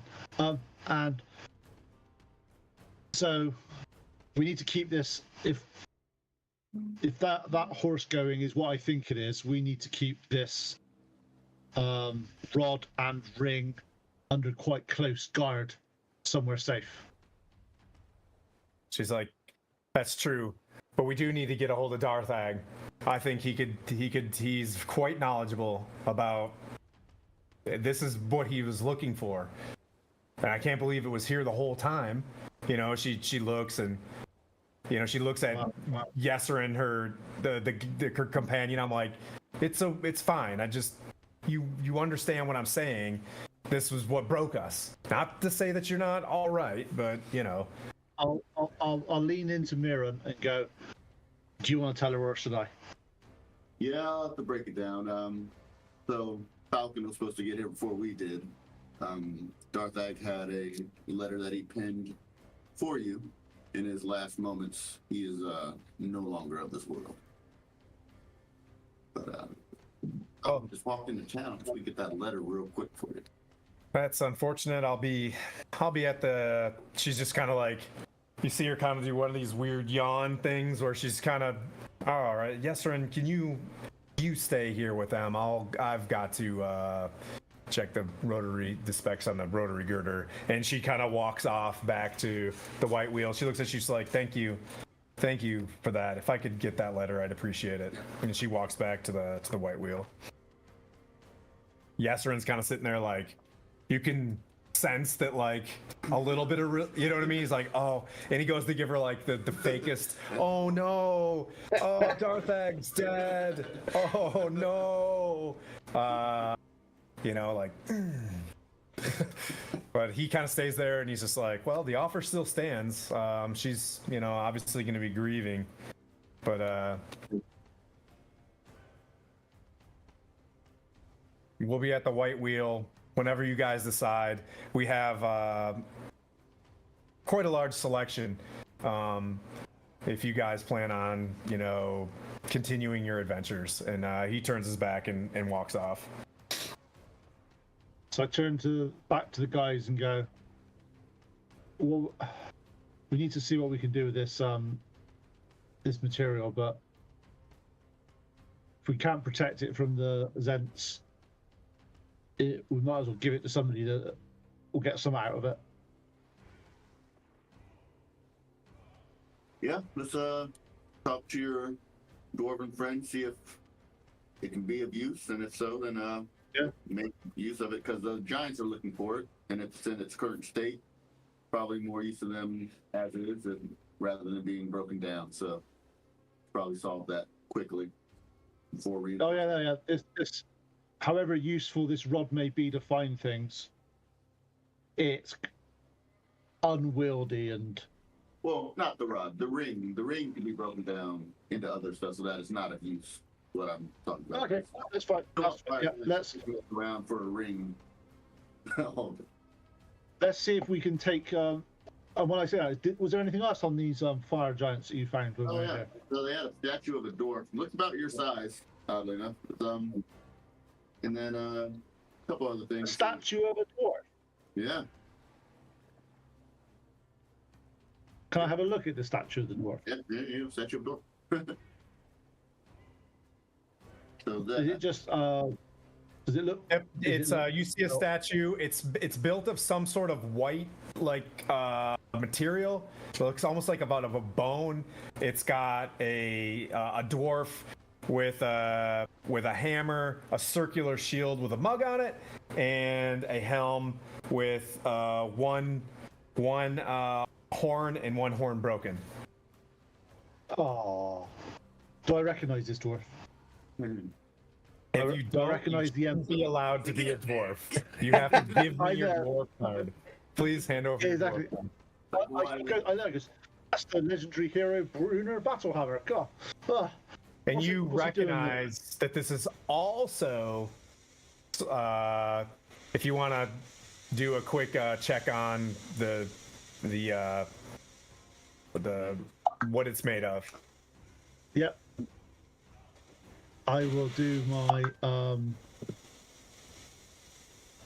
dwarven roll of rolliness to find out what material it's made of. I rolled a 16. I have no idea what to add to it.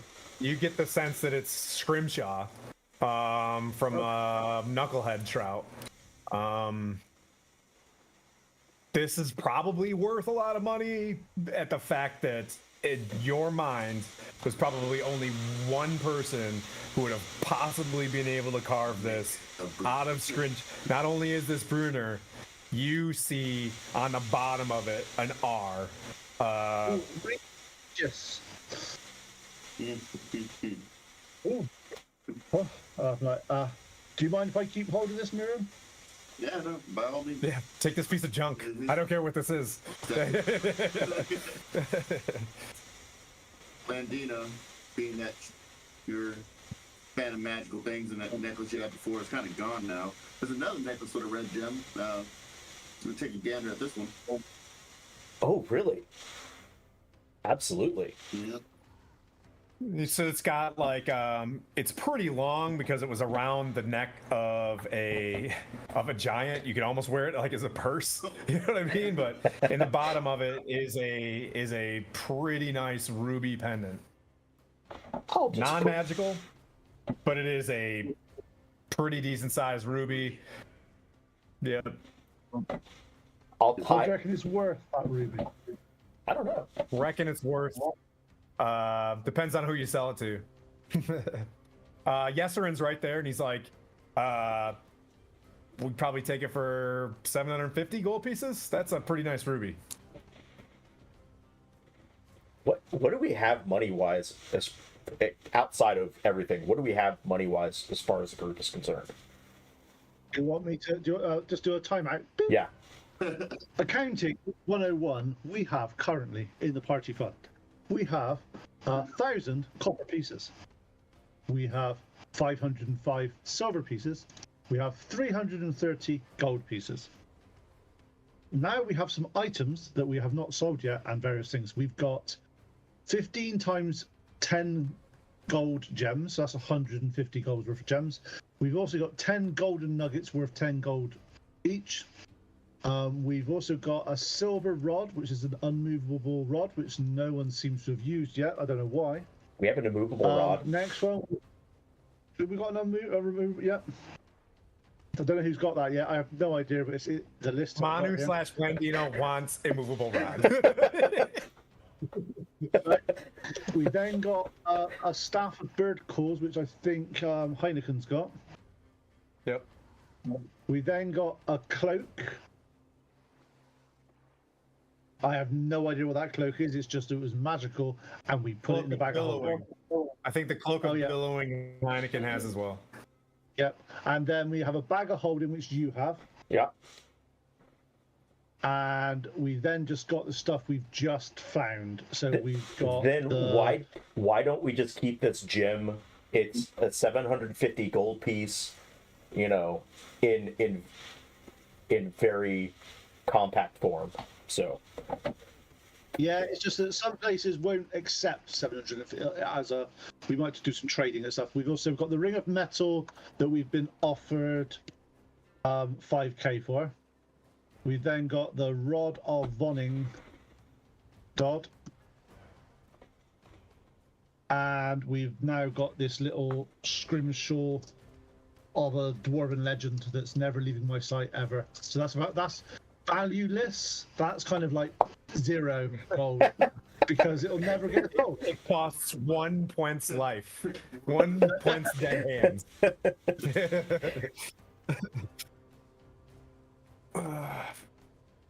And we haven't done. All right, let's see. We're gonna use up some of these some other voices here. Gwyn, you're watching all of this happen. Are you what posture are you taking while this is going down? And then we're gonna go to Heineken next, just so you guys are engaging and getting ready to what you want to do next. Gwen, you're hearing the alphas of the group, talking back and forth. You don't necessarily have to join in if that's not your case. What are you thinking? What are you? At the current moment, I am kind of more or less watching our surroundings and seeing who may or may not be kind of eavesdropping, or perhaps maybe getting a little too close to the giants, because who knows if we might have overlooked something. So I am keeping my eye on that and making sure that nobody's Okay. suspiciously around us. So you're new to the party, just as someone else in the party. So go ahead and make a perception check. Right, later.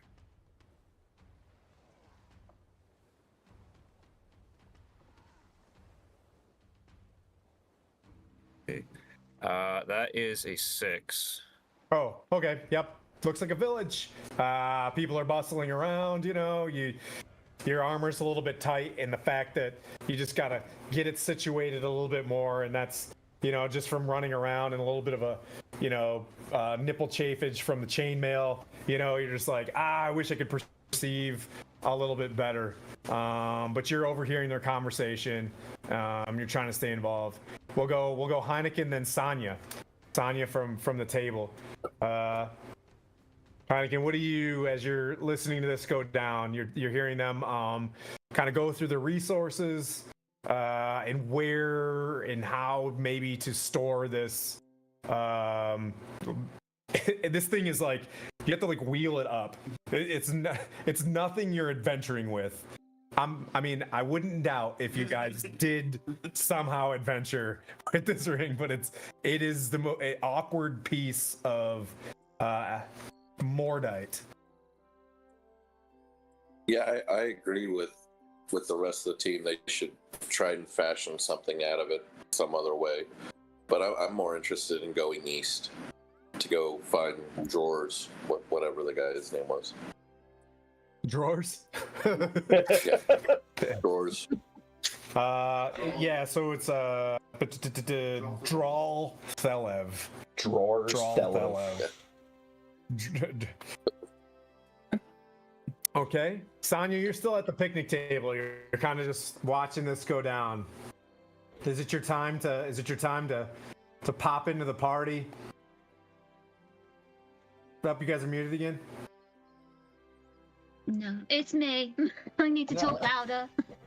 So, I will slowly head toward the party Okay. and will make them aware that if they need an extra pair of hands to help with such a huge item, then I'll be willing to help and escort wherever this Fine. needs to go. Blandina, from where you were at on the balcony, you saw her pop out behind a tree and gun down 2 Orogs and an ogre. You saw her. You saw, Mr. Fancy Pants with his spirit guardians, which doesn't take any skill whatsoever to kill a bad guy. You just cast a spell, and you don't really need to do any, work. You just kind of chill. You know what I mean? It's very CEO move. But you saw her tumble out. She's like the workers, the people's rogue. Just getting out there, just getting after it. Sometimes the spirit guardians were in the way, and she had to stand taller and shoot above the spirit guardians to hit them. You saw this. I painted that picture for you. You gave my character lycanthropy. I hate you. Lycanthropy? What is that? Yeah. I don't know what lycanthropy is. Tell me what that is. I was like, thanks for your help in that battle. I don't know if Quint would have survived if it weren't for your heroics. Definitely not. Yeah. And it's like, hey, this chick was, she was pretty good. She was pretty good in that battle. I'll slap Quint on the back and be like, hey. Don't be mean.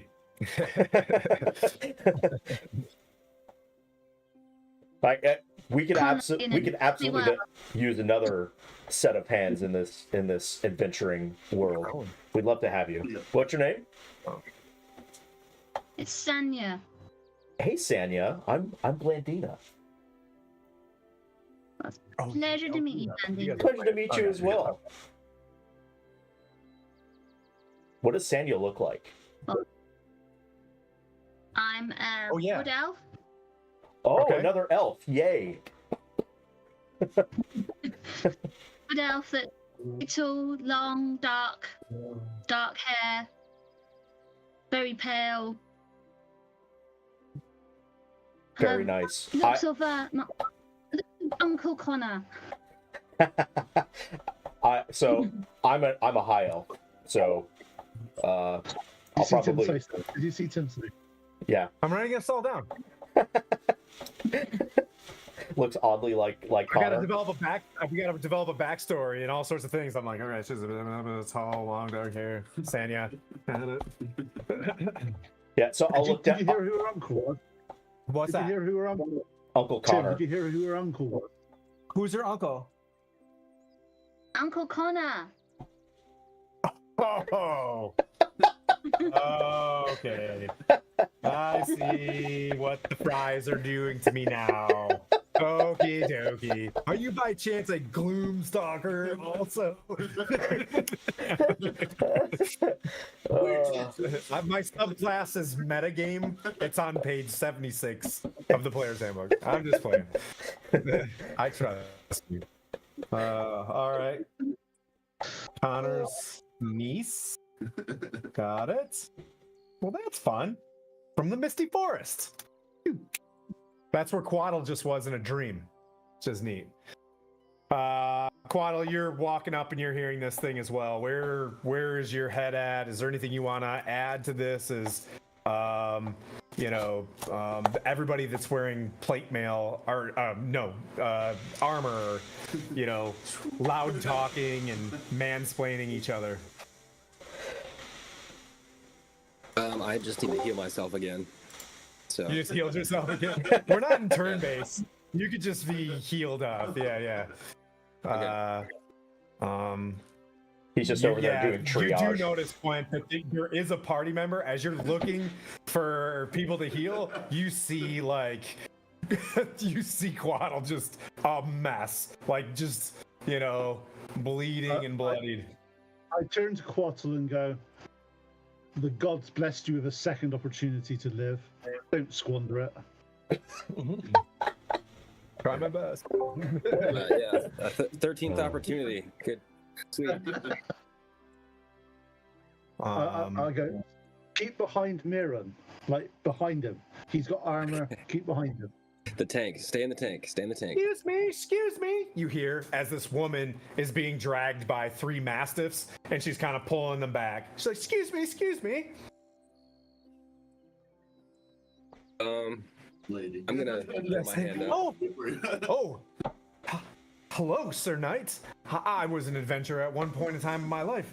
My name's Urgala Meltimer.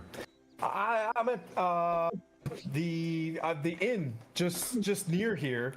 And if you guys need a place to stay for the evening, I'd be happy to take you. It's called as Tim is not as fast as his brain was working, we're moving towards the break. 6 windows. No, it's not the 6 windows, interestingly enough. It's the north something, and it just flew out of my head. Yep, that place. She's like, I'm at the inn next door. The inn next door. Yeah, it's called the inn next door. I have something. Yeah, it's the North Shield House, I think. Yeah, but I just wanted to get it right for canonical purposes because my OCD. But she waves you guys if you guys want to, if you guys are interested. It's a well-kept place. Nobody really has stayed there in a little bit. There's only one other place, but I have room for all of you. Also, I watched what you guys did to the giant. My friend Harthos Zymorvin. He lives in a place called Zymorvin Hall. That has nothing to do with anything. He has a giant slayer. He's a weapon. It's called the giant slayer. Come talk. I'll make you guys a meal. You can stay for free. This would be. Please come. As she starts talking, I'm like, time out. What are those names again? Harthos Zymorvin at Zymorvin Hall. But please stay with me. I'll tell you more. In the Grove. Where is Sin located in relation to the Grove? Just the opposite side of the. Now that the campground is just smoldering, and she looks at Dars. She's like, Dars, you two, your house. Oh. And Dars kind of just hops over. You say that your friend was a giant slayer? As a giant. He had the giant slayer. When he adventured. And I'll tell you what, if I tell him to give you that sword, he's giving it to you. And or great axe, whatever the party decides. Yeah. He has a giant slayer. And everybody just imagine what the giant slayer looks like, and you guys can decide here. It's a great sword. Sounds great. Does it look similar to the Dragon Slayer? I don't know. I haven't seen it. You never will anymore. It's gone. I'm sure there's an ogre slayer and a kraken slayer, and we're in Forgotten Realms, so. I wonder if there's a necklace of dragon giant slaying. Well, we'll get there at some point, but we need to go and deal with this small inconvenience we've got here before we put our head down for the night. We'll definitely take you up on an offer. It's getting dark. Okay, she's like, should I put on meals for you? Dude, I'll be there for dinner. I'll be expecting you. Maybe at dusk. Can I do an insight check on her just to see that she's being honest and nice and friendly and all that sort of stuff? Yep. She knows Dars. Can't be that bad. 24. She looks like she's past her adventuring age, a little bit of crow's feet. Her hair's she's a little darker skinned. She's got her hair dreadlocked, but yet in a ponytail. Very well kempt, like a leather bodice and a skirt that only goes to her ankles, so it doesn't drag in her mid calves, so it doesn't drag. And she's got those Roman kind of sandals that go up her ankle as well, so she can move around a little bit. And she reefs. You can see as the mastiffs pull her forward, she does a twist and says something in Aluskan, and the dogs just sit. And then she kind of lets go of the leashes, and they go back into the house. She seems like she's telling the truth, and a goodly person. I just don't know why I don't have her name. At some point, but we need to deal with this ring and find somewhere safe for it to be before, because what'll happen. I'm sure the Zentrum will come and steal it from us, and then it'll just be yoinked out from underneath us. She's like, yeah, you could obviously store it with me, or that's probably the safest place is the keep, which is right across the street.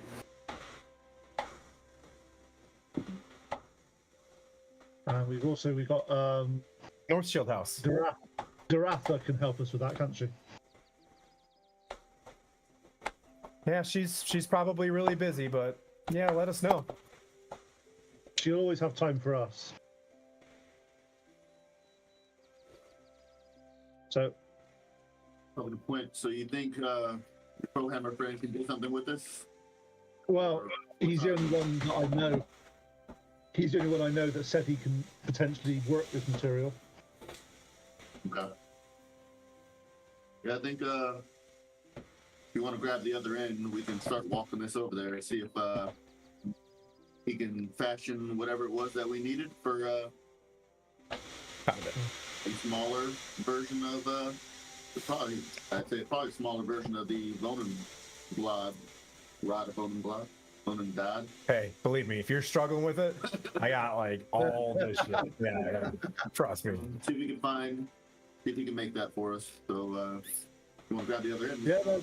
Hike it over there. Yeah, we can at least do something with it. Anyway, that's fine. Let's see if we can find. We're going to go and find Geldrin. Okay. He's on the opposite side of the white wheel.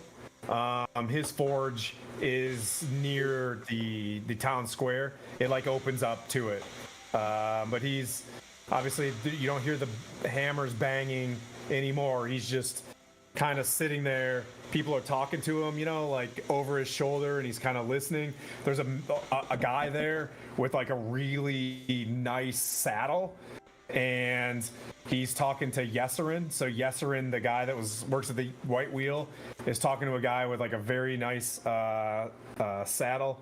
As you walk up, and you see other folks talking to Doratha as she's, consoling people and telling them that, we will have upwards to 300 militiamen within the next couple days, and we should be relatively safe here. Triboar has never fallen since the original Triboars. The 3 boars. That's good. So I will sort of nod at Geldrin and sort of get him to one side. And as we're doing that, we'll wheel this really big wheel in and go, and I'll just sort of like do this. No.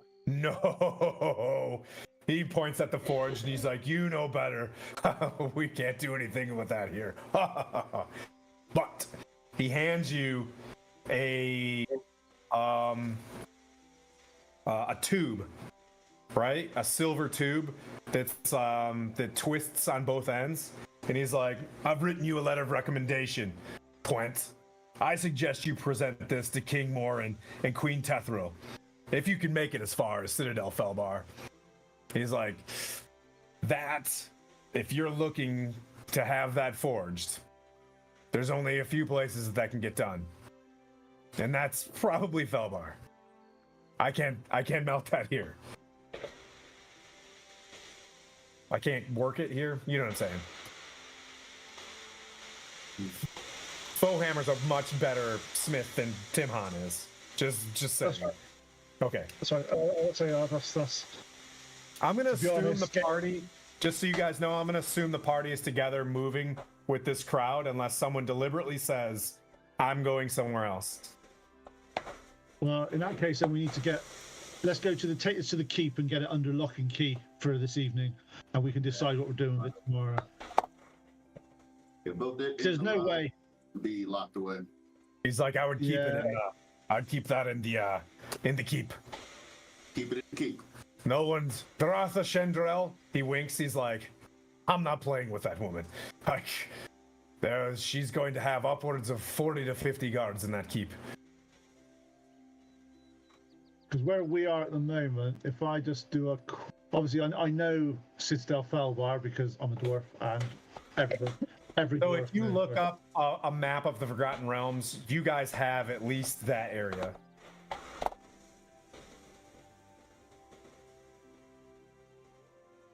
Because that's basically all the way east, past where we need to go for the other bit, up through Silvery Moon, and to the right. I've just looked at a little bit on the map.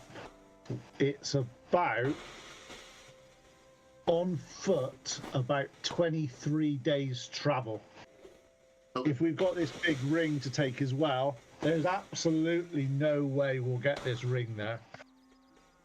You hear like, well, from behind you, the guy holding the saddle. He's like, thank the gods. I might have a solution for this. He's like, I could offer you a wagon if maybe you could, and he looks at Yesserin, and Yesserin's like, we received a commission a few months ago from a man named Amrath Molnbar, the Castellan of Nonar's Hold, for 5 of these horse harnesses from Triboar's finest. This is Mr. Othavir. Othavir finished these, but we need a good delivery crew to get to Nonar. Nonar is a village near the High Forest. It used to attract several good hunters. I'd be willing to give you 100 gold pieces up front. And he looks over Othavir. Look, if you can help, I have a, and he's like, I could use some good business, and I could speak to you. I could really offer you something nice. Can I speak to you? And he speaks back, and he's like, he winks at Fohammer, and Fohammer just like takes a hammer and starts banging the anvil while you guys are talking. And he leans in closely. He's like, look, I'm come from a horrible family, and I'm just trying to make my own way. My family are the Margasters. They're terrible people from Waterdeep, and I'm just trying to make my own way. But my family they have some enormous riches in Silvery Moon. They have a 3-story tower there. And I know near that tower, they have a carriage in a carriage house. And underneath that carriage, they have a secret compartment where they keep some magic items. I'd be willing to trade you the secrets of how to get to that carriage. If you can help me at least make business with my harnesses and get my name out for something good. Well, where did you say these go? Near? Noenar, it's to the south of the High Forest. How do you spell that? Noanar.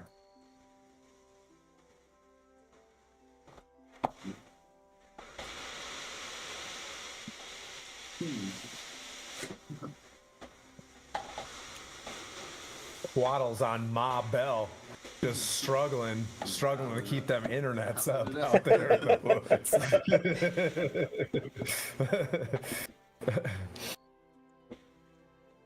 Well, that's on the way. That's on the way to Everland, where we need to go for our friend. So why do you guys need to go to? He looks at you and is like, "Oh, why do you guys need to go to Everland?" We just need to go and see a friend. Oh, okay. So, will you be riding with, or is this a delivery job? Oh no. He kind of looks and he's like, "Yeah, I'm not cut for the road. I was raised privileged, but I don't survival skill on that part of the character sheet very well. I'd be more of a liability than you know what I mean, than a friend." That's fair. I turn to Kotal and go,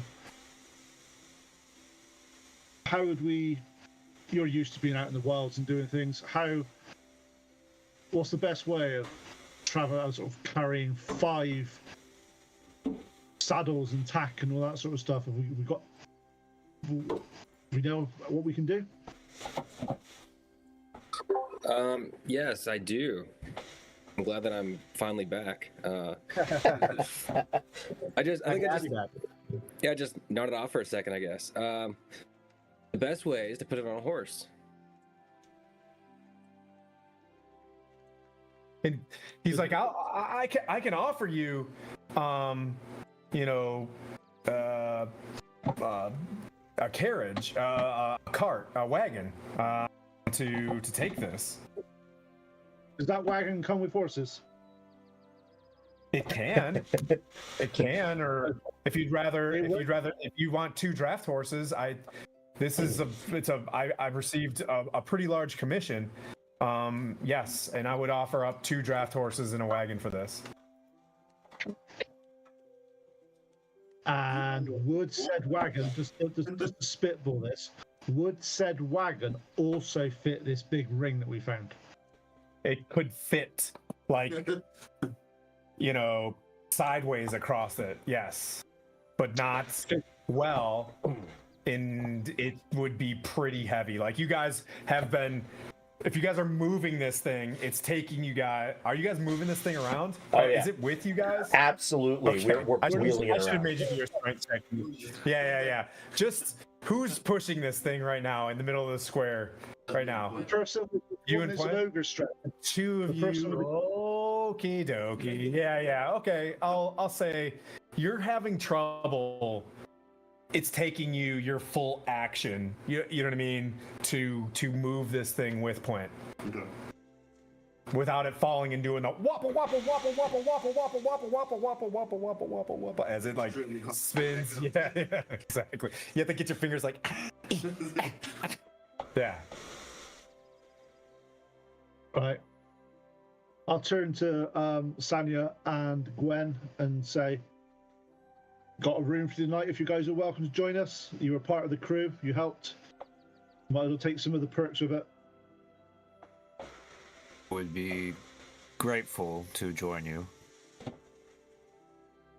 I do have my own place, but I must be more comfortable than my little shack.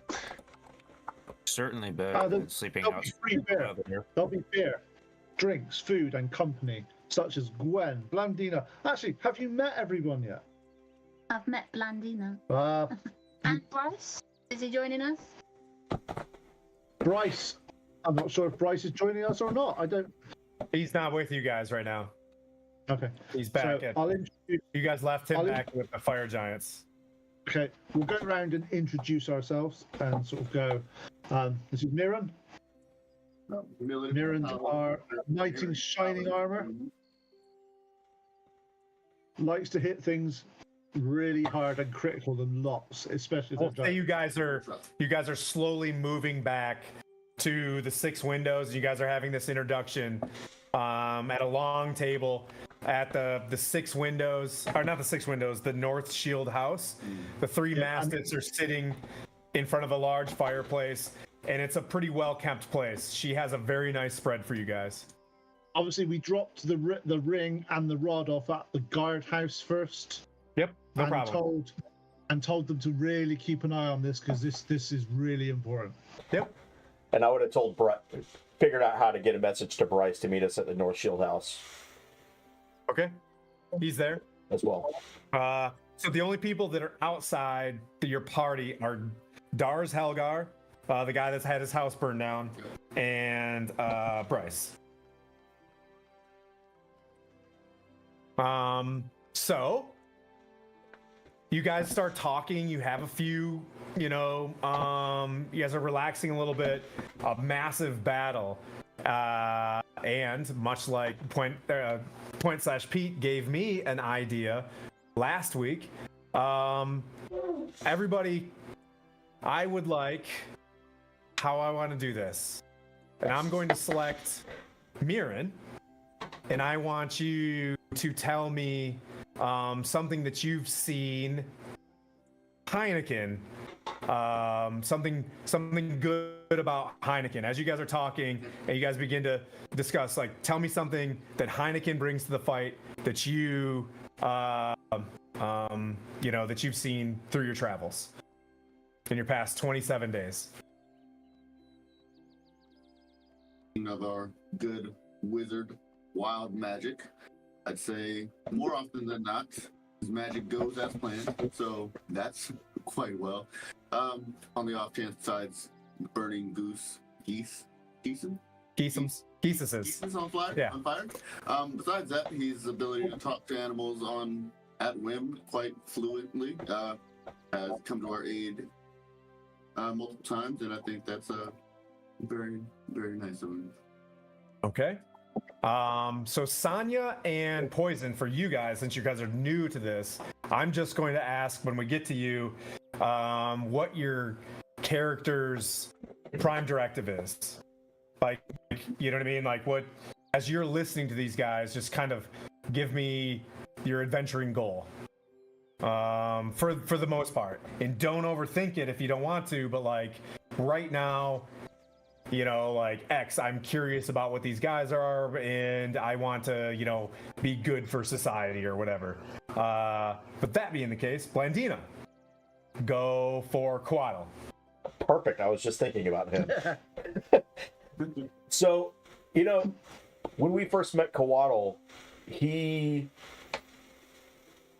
finding out he was a ranger and watching him in battle, he didn't ranger very well. Like he likes to put himself right out in the middle of,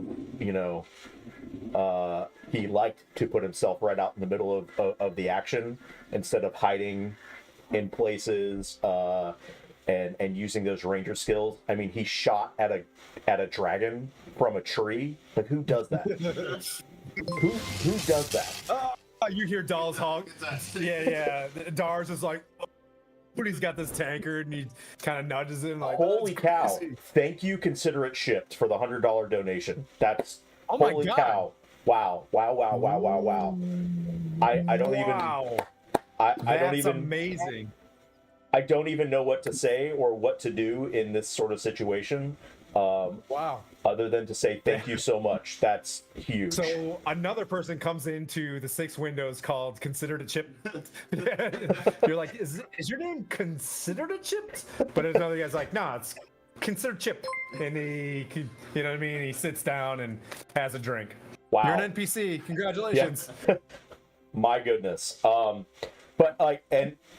through a myriad of deaths, and I feel like Coatl, every time he dies, he learns something new about being a ranger, and he grows every single time.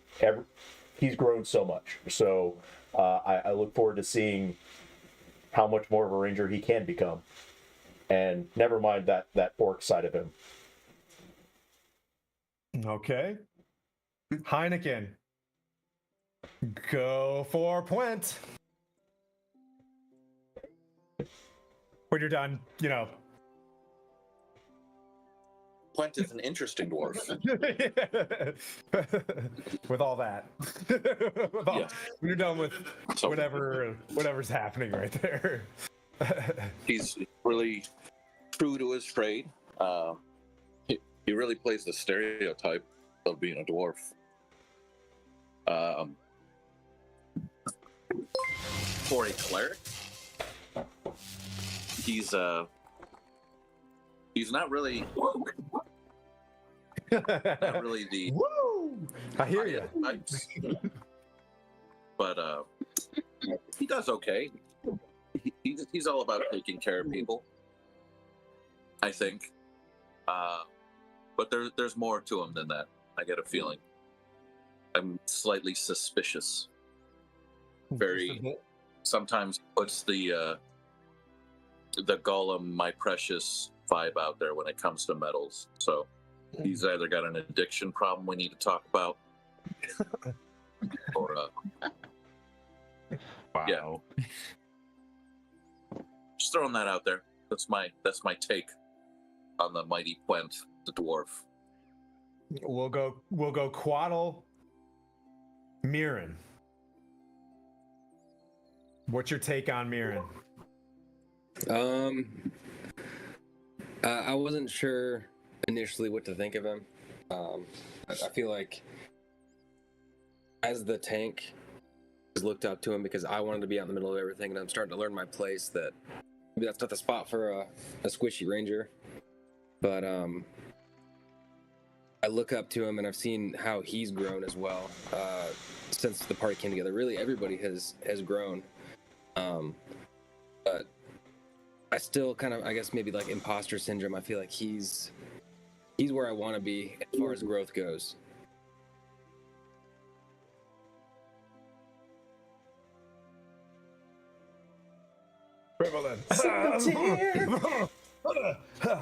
All right, and then for the we'll go Puent Blandina, and then we'll go Sonya Poison. Okay.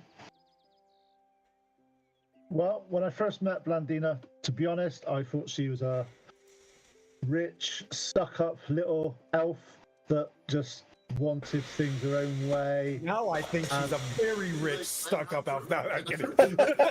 Wow. Man. I've now concreted my suspicions that it was completely true. However, she's got a heart of gold. She cares about people. she's got this weird thing that she keeps calling the moon Lunatar. I'm not sure what that is. I need to do some investigation on that. It's just a bit weird. And to be honest, I think she was a bit standoffish with the rest of the group when she got here. We weren't quite in her normal social circle, should I say. However, I think that we've been helping each other out. And my God, could she blow things up with those spells of hers. If anyone's, you don't want to upset that lady. Never upset that lady. However, I think she's realizing now that, especially since she had a little bit of a ratty problem, and she's now overcome her ratty problem with help of her friends, that we aren't all that different, even though we don't come from the we weren't born with a silver spoon in our mouths like some people were. And to be honest, without her in the party, it wouldn't be the same. Pew pew. Tanya, a little bit about yourself that obviously nobody knows. But just a little bit of a tiny little backstory side, like assuming, Dars Helgar's like, so tell me about yourself.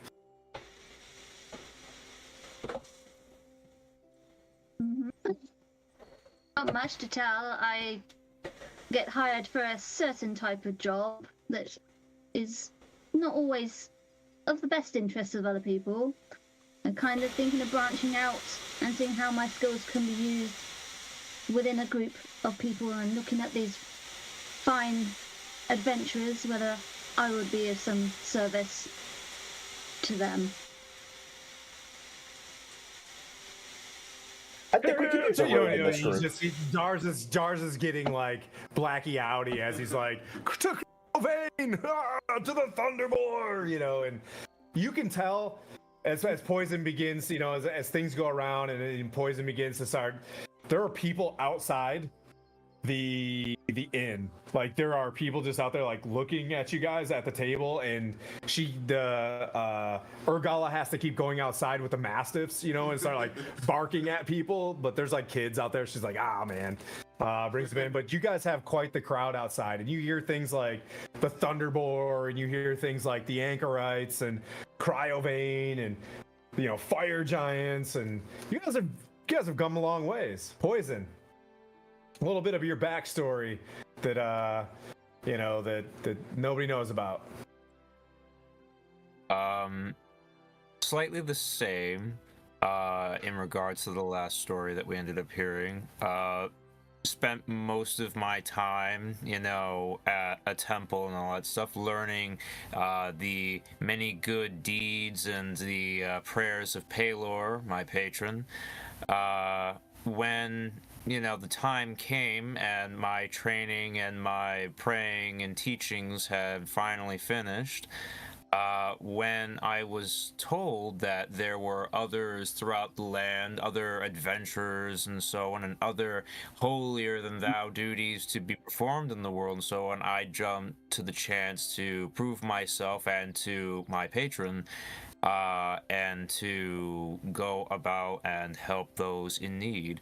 And fortunately, I have stumbled upon some of the finest this realm has to offer. Cool. Well and said. Conveniently, I had a diamond. Yes. Continuing. I gave you a diamond to make. Yeah.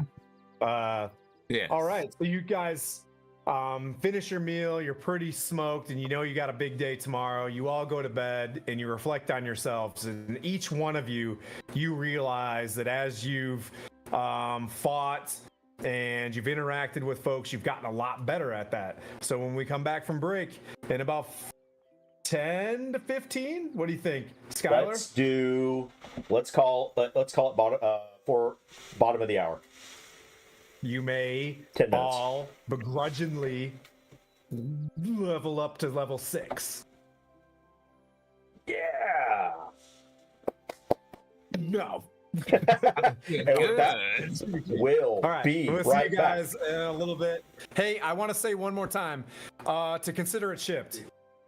Yeah, it's very important that, you know, as I mentioned, charity comes from the heart. You're just watching someone on a random Twitch stream and decide to take care of some folks that are out there selflessly. If you've ever been in one of these chat lines or talked to somebody that's in one of those dark places, you really got to stay engaged, right? So in 988, if you're texting someone that's in pain or anything like that, or if you're calling, staying engaged, being empathetic, and getting to someone out of that dark space is very important. And what you just did was very paladin of you. So like, you're in, you know what I mean? Sir or lady, consider it shipped. Thank you very much.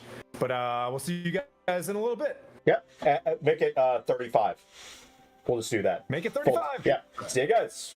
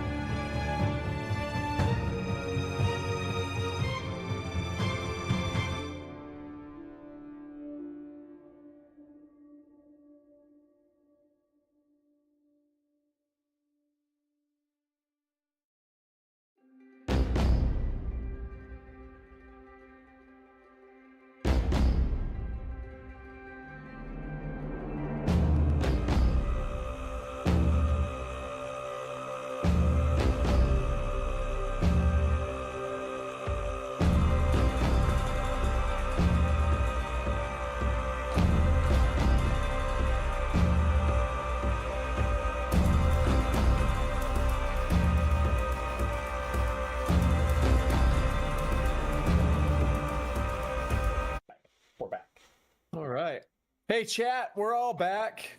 Thank you so much for everything that you've donated, all the bits and the subs and stuff. This has been a really fun session. Thanks for the raid.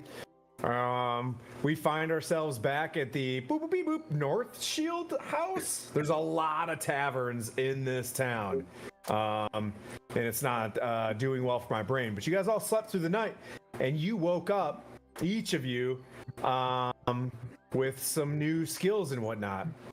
Old Gara sets on a very nice spread for you guys in the morning. She's whipping up nice hot large loaves of bread, and you can tell she carves the center of these big loaves of bread that she was baking throughout the night. You can tell that she was an adventurer back in her day, and she's really inspired, and she puts all of that from all of her stresses from being an adventurer, she puts it back into cooking and cleaning her house. You can tell that this house is like immaculate. Every bed that you stayed in was very well kept, and you felt secure. And she changes out the hay and the mattresses and stuff, and everybody had an amazing, sound, nice sleep. You guys wake up on the 28th day of this trip, and not only do you wake up feeling super relaxed, you start hearing cheers and weird things coming from the direction of the keep. You all get up at your own time, and you guys can, Quentin Tarantino and turn things back, and this is what I actually did this morning or whatever. But for all intents and purposes, when people wake up, you see these big large loaves of bread where she cuts out the center of them and puts like some various like stews for you guys to eat, where you guys can just like rip off the piece of bread and dip it in the stew. And she's got these wooden bowls that are carved out, and you can see on the side where she's got various like carving utensils and stuff. She does this all by herself with her dogs, and she runs this place all by herself. It's a very nice establishment. You get down there, and so I'll just ask, is there anything new, Mirren, about your character as you guys kind of arrive? And is there anything besides the increase in the ability to take more damage? You got thicker? You put on a couple pounds. Yep. Or protection, so everybody gets a little better at saving throws. Is it about +2 to saving throws? 3. +3? Yep. Hey, why +3?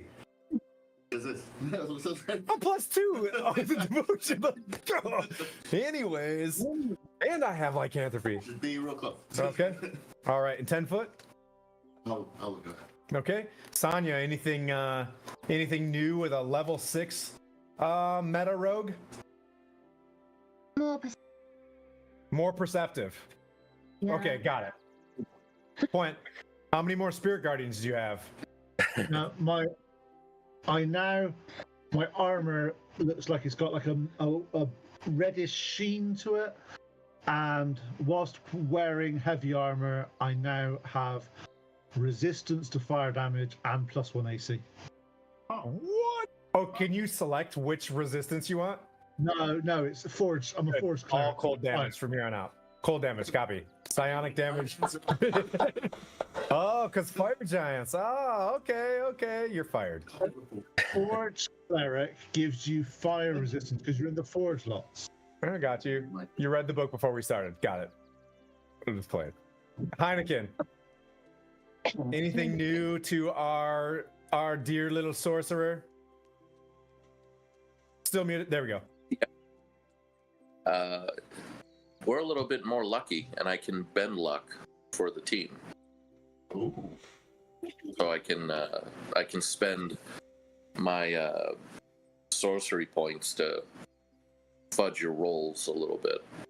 Ooh, That sounds amazing. With die 4. so you have portent like Gale. You can be like, yeah, that's not what happened. Yeah. 20s? Yeah. Blandina, anything new this morning? I'm getting a little bit more instinctive with my charm, if you will.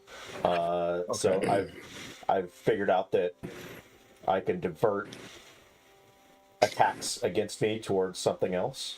I also can see spells that are being cast quickly. And can you counter them? Possibly. Nice. Nice. And lastly, well, we'll just save that one for later. It's just more fun that way. As a surprise, I'll read your character sheet. Yeah. Poison. / Gwen. Sorry. Oh, yeah. My bad.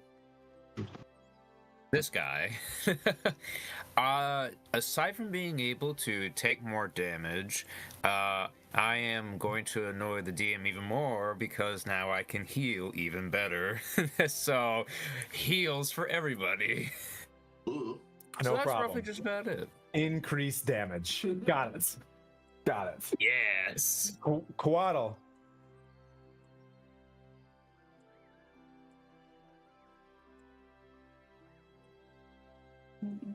Muted, homeboy.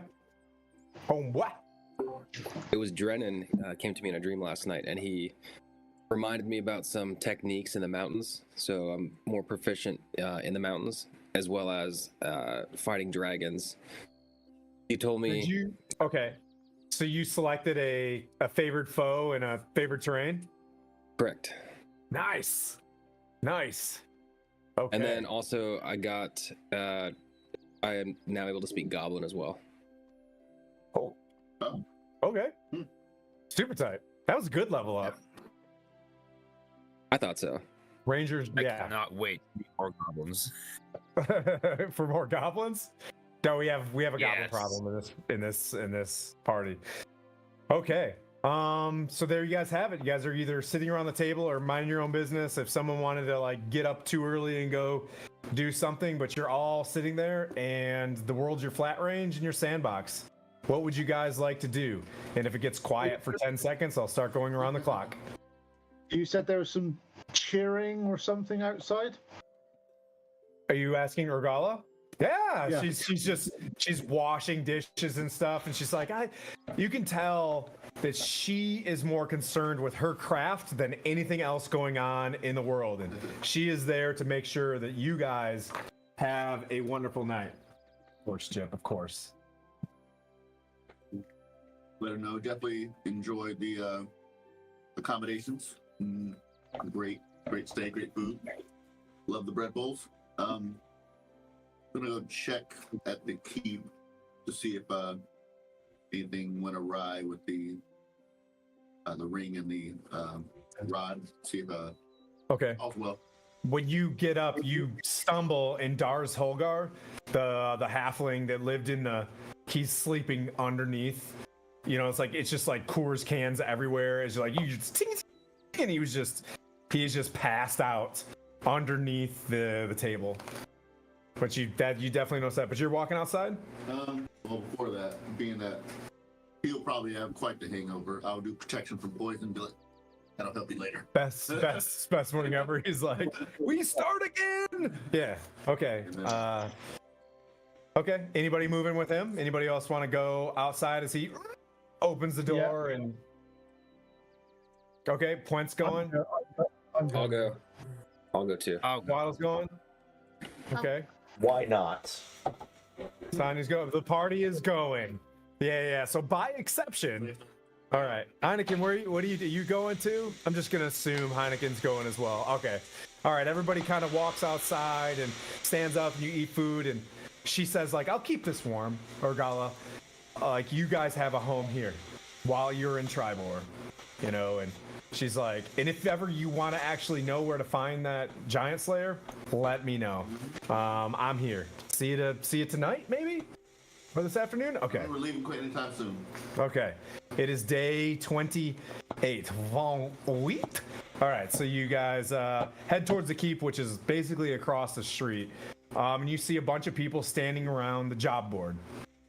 They're all like, you know, peering over each other and you know, they're like cheering and stuff. And, you know, you see, yeah. Anyways, you guess you wouldn't have seen it, but the griffin that dropped off, the newspaper. The new, Yeah. the new job boards. Yep.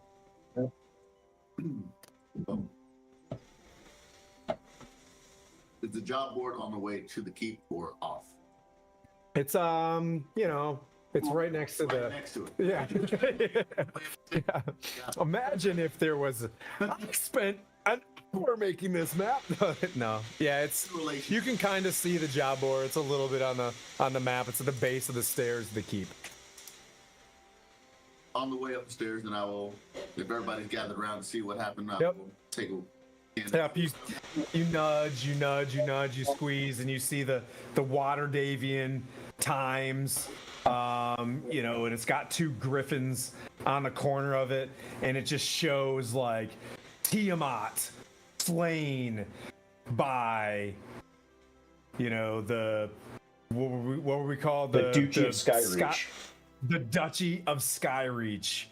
And it's got like, how in Harry Potter the pictures kind of turn. You see some rogue, shooting, and then you see this tiefling grab this helm off of, and then crown. You see a cleric, the Archbishop of Canterbury, like pushing out a staff and pushing out this energy and protecting people. You see a turtle pirate with a tricorn hat jump on top of the black head of the black dragon head as it's spitting acid with his gigantic axe called Uza. That was a good pull. And slams onto its back, and you see in its mouth a paladin being eaten. Sorry, Mags. You see a barbarian in there fighting, and he's able to shift his body off to a corner. It's this amazing scene of skills. And for a moment, you guys were king of the world, right? For just a moment, you guys, then everybody shifted in looking at this, this group of all-stars battling very, very far south, and people are teared up and they're crying and they're like, it's over, and the world is saved. In the back of your mind, you know that might not be the case. Was that a good intro for everybody? All right, great. I'll turn to Blandina and go, there's always something around the corner, and it looks like we're here to help this time. Absolutely. We had an issue with Takesis back in Kryn, and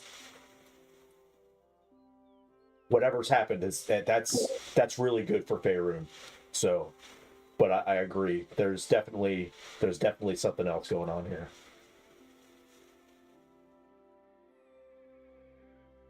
In the shadows of conflict, something's always gonna stir. Blandina, someone tugs on your elbow, and it's Dars, and he's just like, I have no idea. I've completely sober this morning, and I shouldn't be, but there was something I wanted to tell you. And he taps a wanted poster on the sign that you guys are looking at near it, and he's like, I was recently met by an old acquaintance from Mirabar. A merchant passing through, he saw a dwarf cleaning stables in Xanathal's keep. It's a fortified village on the long road to the north.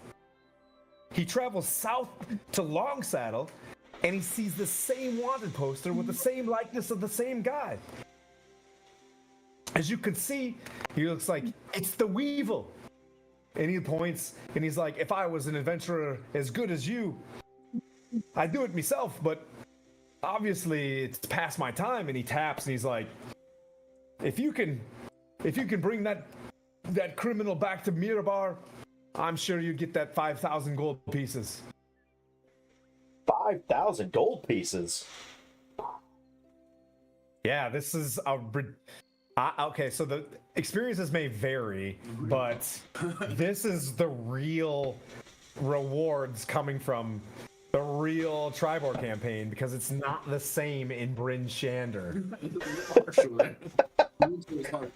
I'm like, I look at points. I'm like, what? 5,000 gold for a ring. 5,000 gold for. Wait, what? 10,000 gold pieces offered in one day. Yeah. All Yeah. I say is they've got money down south. That's all I'll have to say. They've got money down south. Yeah. Healthier blood too. You know, no big deal. But yeah, not just wolves running around, bad dogs biting people.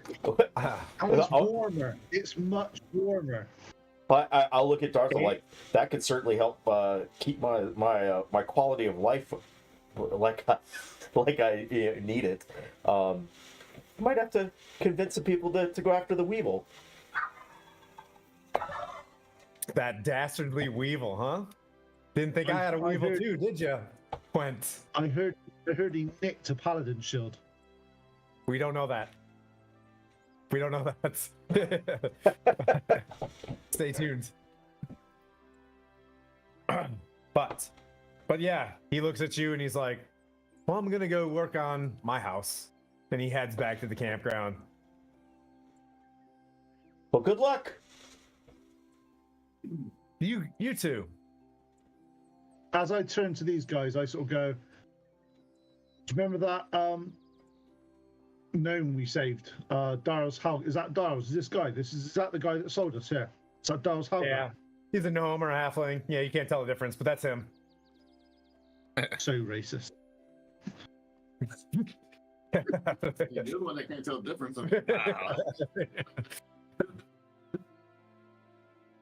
Did you want to talk to him?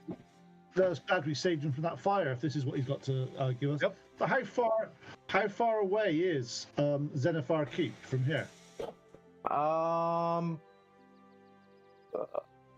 Let's see. Quick math. 3, 6, 9, 15. About a 10-day because it's a good road. It's probably a 10-day to get there. How'd you spell that? I like saying a 10-day because it's very Forgotten Realmsy. That'll take you about a 10-day. It's like a fortnight. About a fortnight.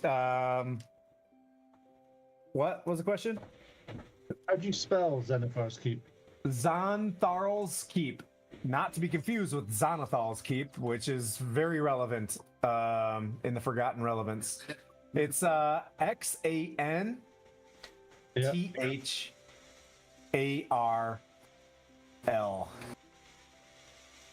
Thank you very much. It's north of Long Saddle, south of Mirabar, on the Long Road. So that's basically north of where we are now, is it? Yeah, about a 10-day.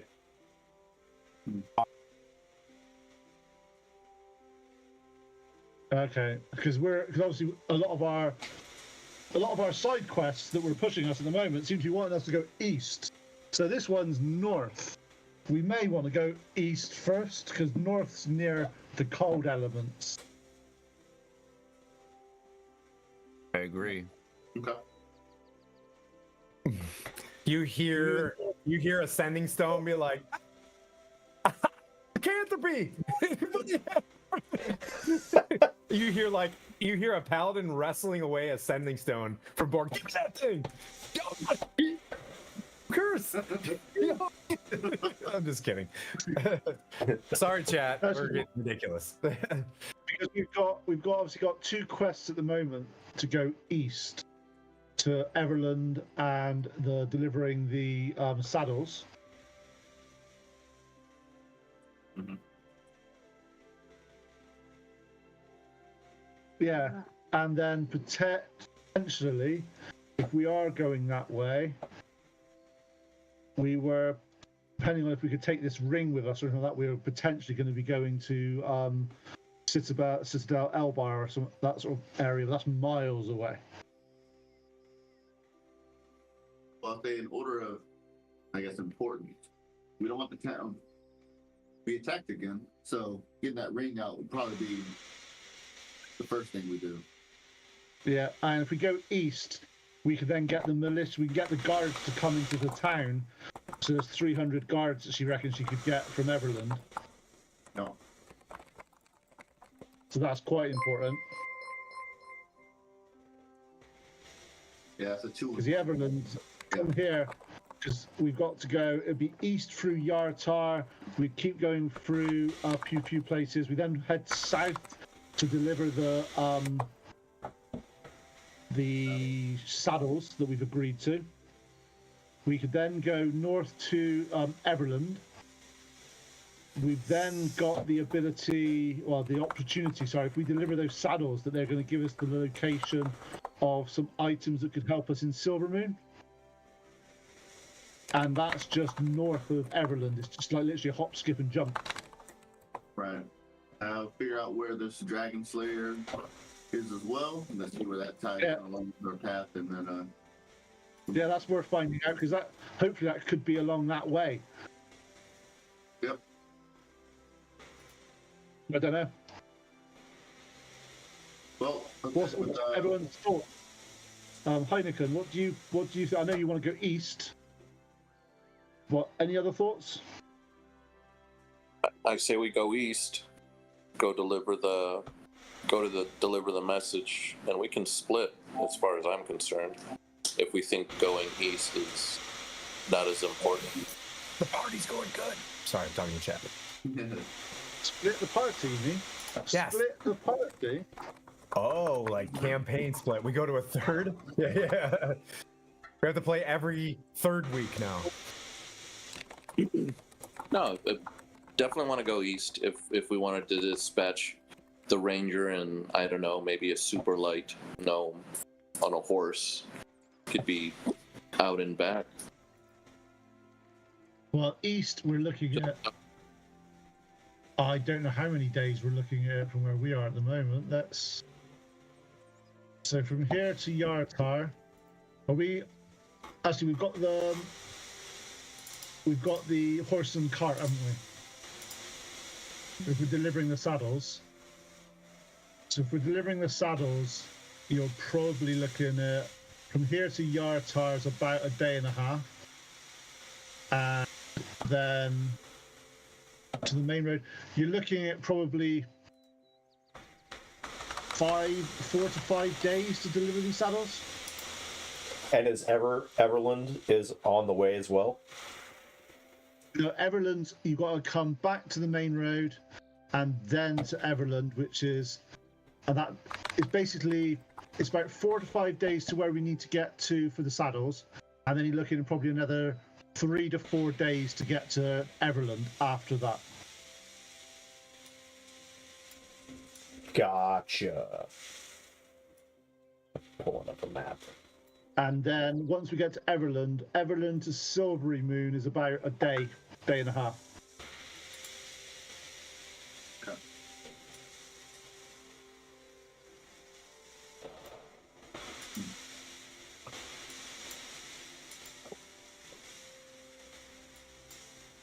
Okay, I see it.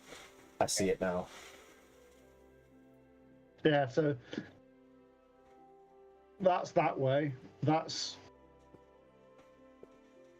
because I think we need to prioritize Everland just to be able to get the troops into this place. But that's a good, even at full pelt, you're looking at probably, even if we didn't stop off delivering the saddles, you're still looking at probably 8 days, 9 days.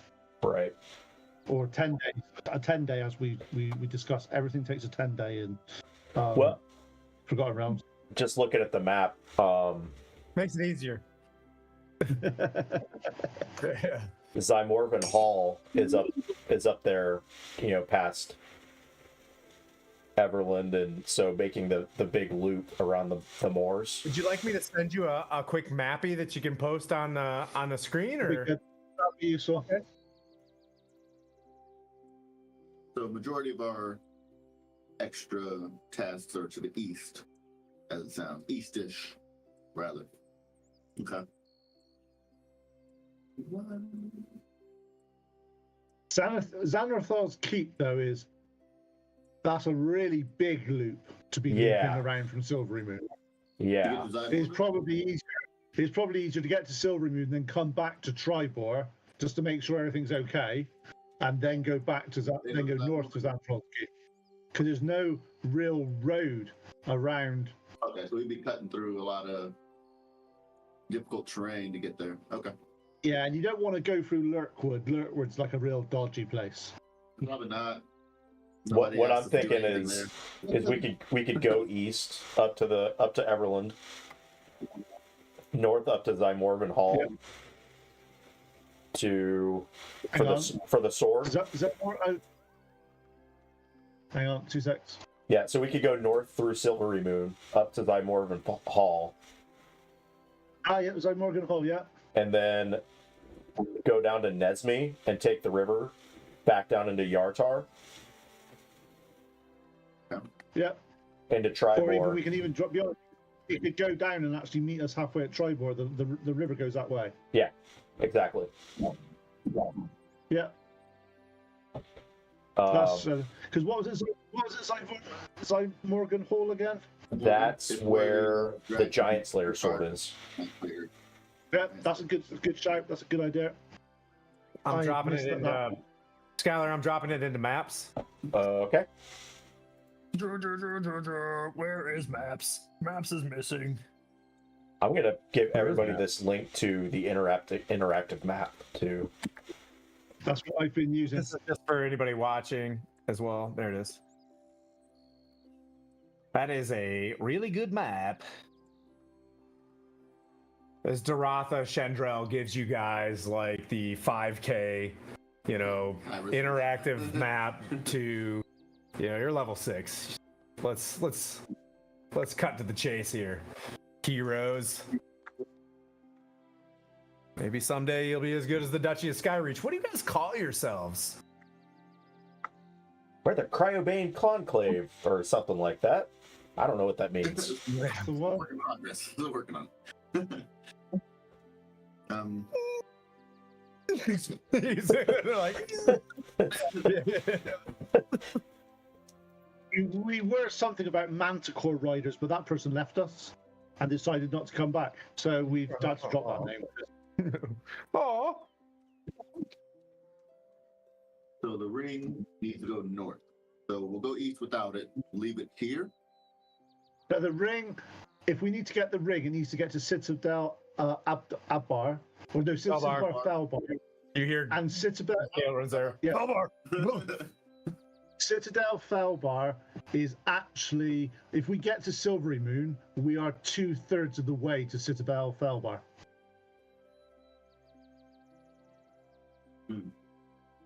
Oh, we should have just adjusted that camera to face the Faerun map. It's probably like way better. I could have just easily just slewed Krista Cam to it. Yeah. We can Triboar Yartar to drop the saddles off to Everland to Silvery Moon. We could then choice at that point then is, do we go east for a couple of days, west a couple of days to Zymorgan Hall, or do we go and up to Citadel Felbar to get rid of the ring? I'd probably say get rid of the ring first. Yeah. Yeah, because Can you enhance the keypad too on that map? Can you? we're in the key. The rings are probably gonna be sitting outside. You see where it's grayish, where the Evermores are, and there's almost like a There we go. There we go. There we go. There we go. There we go. Perfect. That's for the folks Yeah, at so that- home. Yeah. So that's what I would say is probably the easiest to do, unless there's anyone's got any other smart ideas. But that's a trek and a half. That is a trek and a half. Yeah, this would occupy us for the next month. Should be easy. Should be easy. There's Why guys are level 6. Forget about it. We could possibly. Yeah, but like I said, I think we need to get this ring to Citadel Felbar, and we can cross off a couple of tasks on the route and ensure that Triboar is safe as well, which is a really big, important thing to do. Right. Where the hell's Belbar? I guess for our main quest for the obelisk and settling the giant problem, once we drop off this ring at Felbar, get it melted down and unusable, what's our next step? To be honest, we're still waiting for that map from the other party that said something about giant relics and stuff. Oh yeah. Oh, you hear a dude in the background like, "Oh, you guys!" You see a centaur just clippity clopping up. Like, I'm sorry, I didn't have the tracking number. You guys, and he's like, "Woo-wee, I got it. The name's Lucy. Good to meet you." And he hands off a packet. He's like, "I think this is what you're looking for." Wow, got it. And he lays out his hand like this for, you know what I mean? Like, cool, got it. There's a map. And you have the map. I think you have it handy. Point. Yeah, I'll copy them. Sorry, Lucy. Love you. Thanks for watching. But yeah, it's yeah. You know what? Faerun Postal Service. You can see he's got like a light blue shirt on his top half of a centaur, and he's got like white centaur pants. There you go. It's chucked in the group. So if we're looking at that, there is if we're in Triboar, we're going to Zarta, we're going through to Everland. There is a little cross, which is the grandfather tree which is a bit south in the high forest. And then where we are looking as well, when we are going to Citadel Felbar, there are two in the woods to the north of that, one called One Stone and one called Borana as well.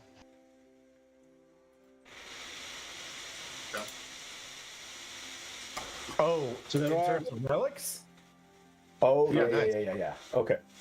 I was like, what the hell are you talking about? I'm looking up names right now. Like, what? Yeah. On the map that we've just received, I've got Says these. names. I got these DM puppet strings right now being pulled from.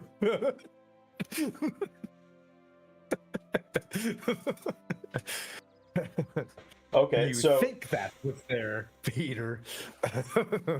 so we go through Yartar to Naunar's hold, drop off the harnesses, go to the grandfather tree, and then up yeah. and then up to That's how we Everland. plan. Up to Everland. We then go to Silvery Moon. We then probably go across to Citadel Felbar. Yep. We can then potentially do the two relics in the woods north of Citadel Felbar on the way to Zamorvian Hall. Okay. What do you think about this, Heineken? What do you guys think? Sure, you don't want to go find the Weevil? You know what I mean? Like you hear. I'm indifferent. Yeah. If this is the way we want to go, then See, I'm this is down. Weevil. this is where you stack up your quest log, and then you go, how do I set up my quest loop to get as many in one thing, and then by the time we get back to Triboar, we're level like 10. And we're going to look at is if we're going all the way around there. There's if we go north, there's only one quest we can complete, That checks. and east there's like All of 3 them. or 4. All of them. Curing a paladin of lycanthropy is not important to you guys, but that's fine. I'm just We didn't kidding. get to It's getting to about 14 days. We reckon we need to hold this out for.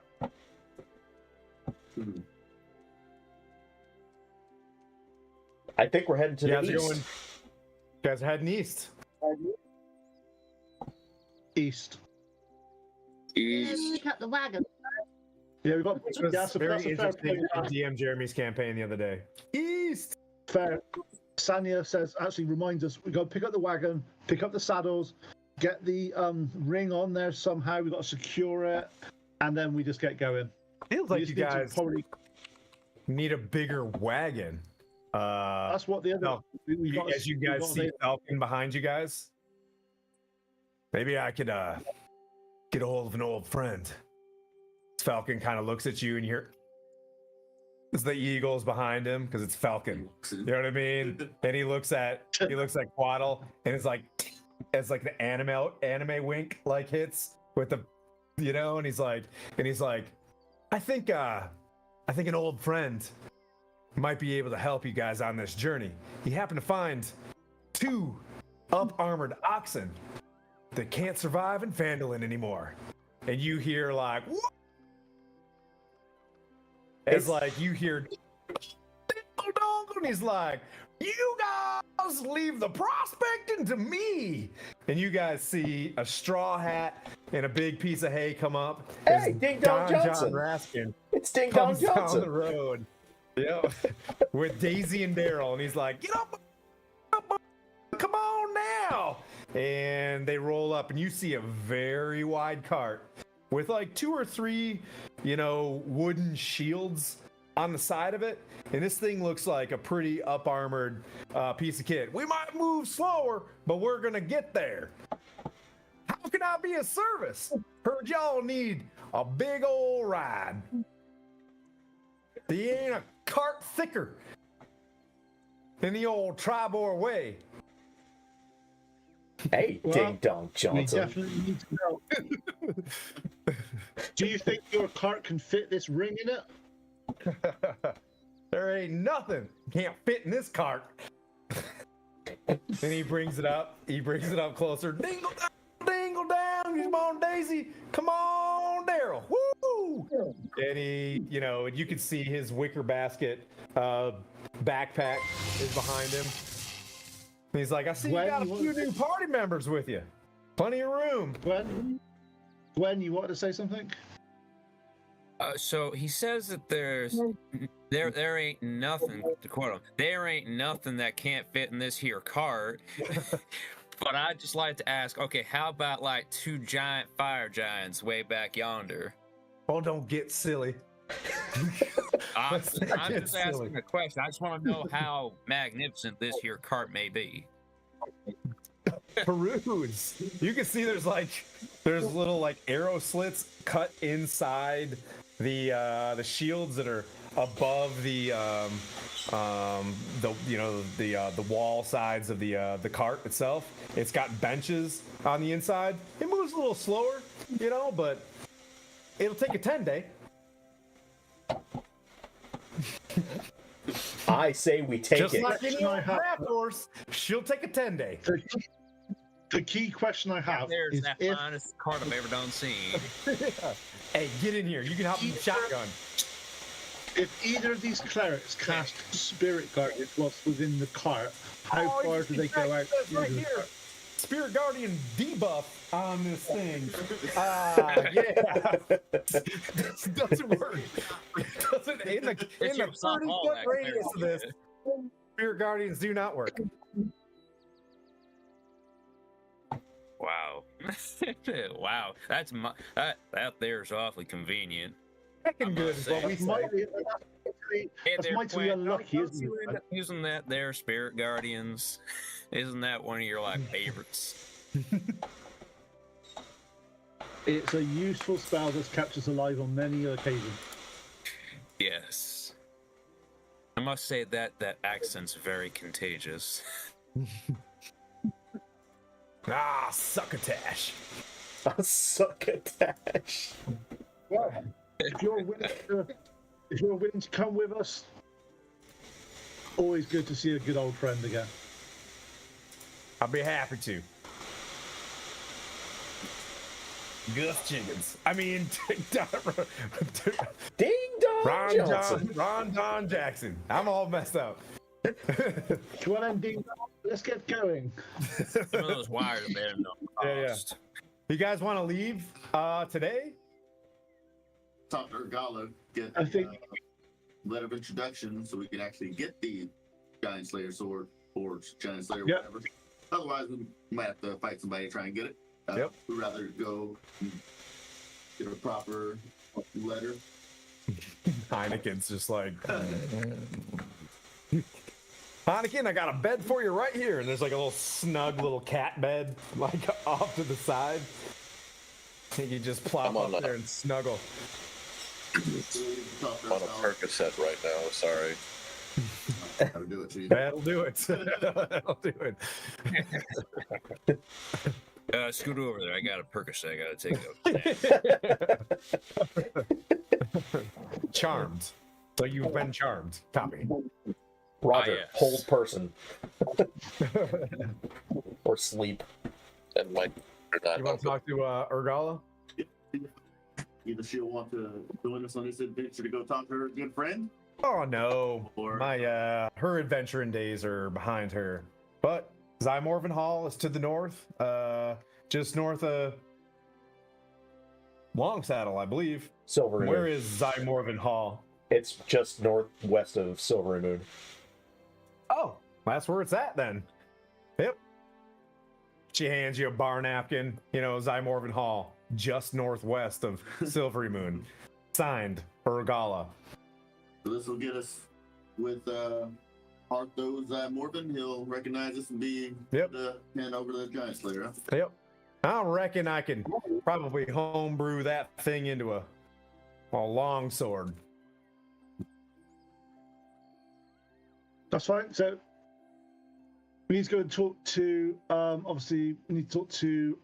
What's her name? Get the name right. We need to talk to Doratha and actually explain that we're going to get going as soon as we can, because we know how important it is. And when I talk to, before I go, I want to talk to Gowran and sort of say, is there anyone at Felbar you want me to check in on or talk to whilst I'm there?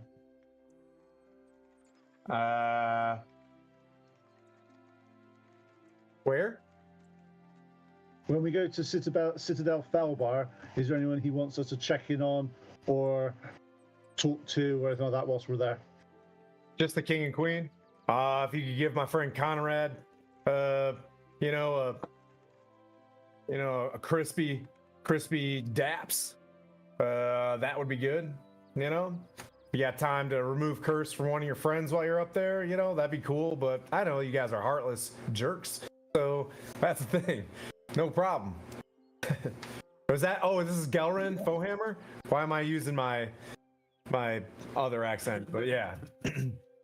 No, just I think he gave you the writ for the king and the queen. Yeah, I'm looking up one more thing.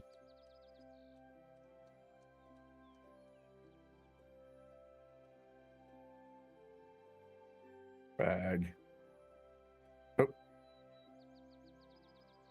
And you're going to Doratha? Yep. You can see on her desk there's a pile of coins.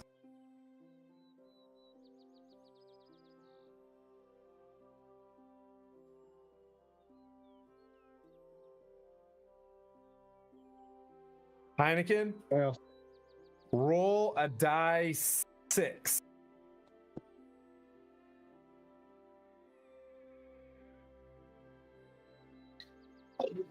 Three.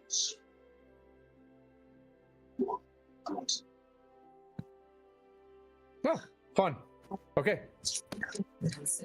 You see a bag of coins with, you know, she hands it. She's like, this is all we had. There's 46 gold pieces from all the Orogs and the Orcs. Doratha hands you. We picked them clean. We found various weapons and armor on them. And you see, Heineken, a bag that's rust colored sitting on the desk. It comes to your eyes. And she's like, I don't know, this is some sort of magic bag. I reached in there and it felt like there was some sort of critter in there. The rust-colored bag. You I'm have very a rust colored bag of tricks. Murder Badger in it by chance? It's got other fun things for this, you know, different arc. If I talk to, It's got some things. whilst we're talking to her and she's mentioned the armor and weapons that obviously are a bit broken and horrible, I will take them off her hands. Okay, you got there were 8 great axes. 3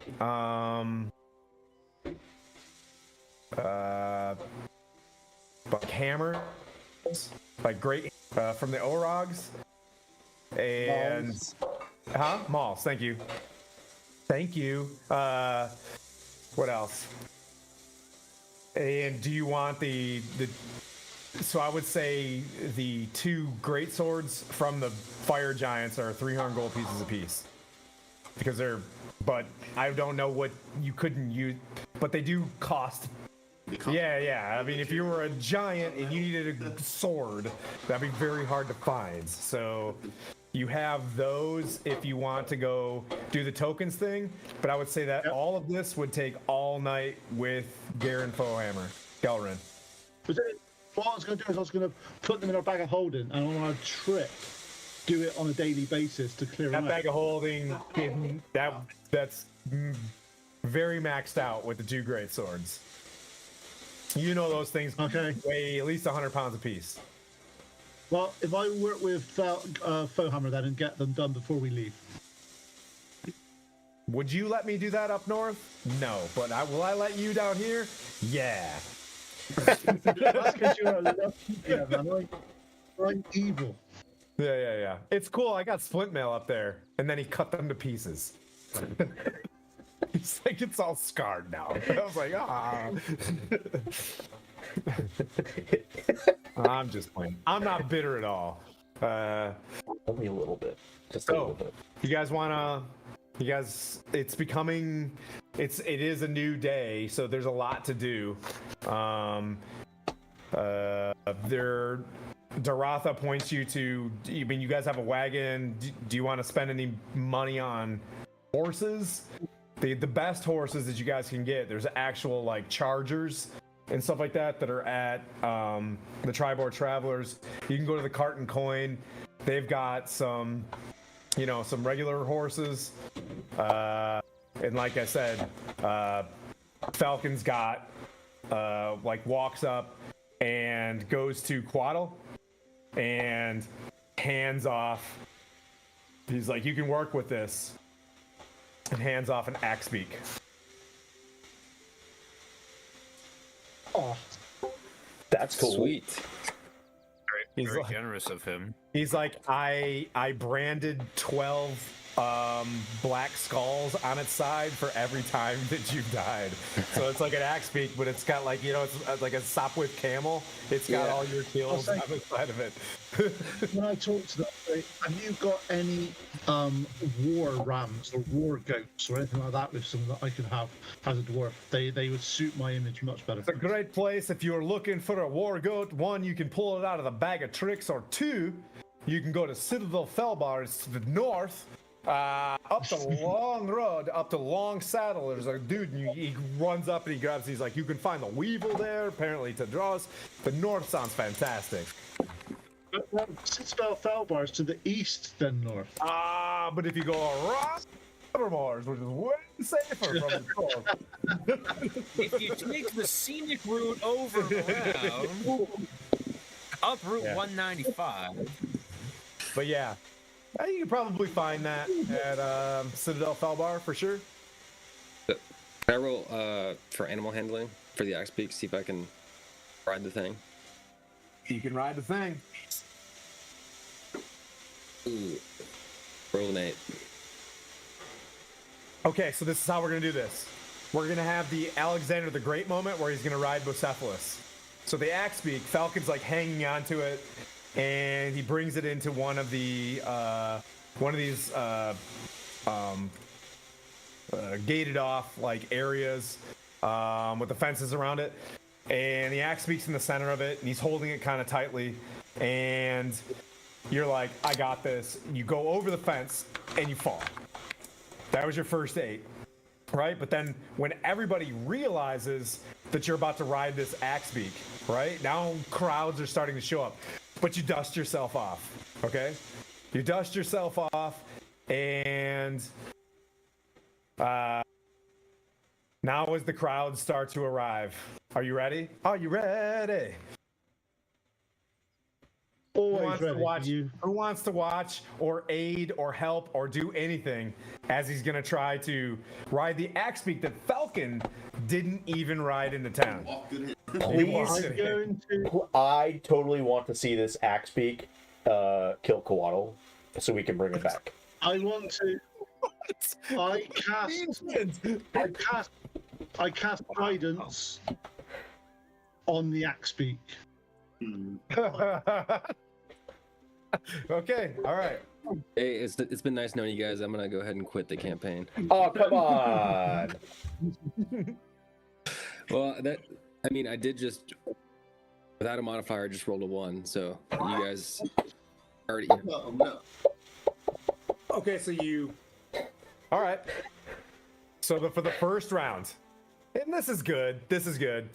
You go to reach up to climb onto the axe beak like you would normally do, and the axe beak just axe beaks your face, just like straight hits you in the face with this thing, and just like bloodies your nose, and you're just like bleeding out of your face. And Falcon immediately just starts like wiping your face, and you're like, oh, and the crowd's like, Kodo, because nobody wants to ride an axe beak on the side of this thing. But we got all night. That's what you hear. And then Falcon just hands you the reins and like walks off. What kind of rolls are you doing for stat wise? Animal handling, but yeah, animal handling. So, did that just give me 46 points of damage by the axe beak to the face? You took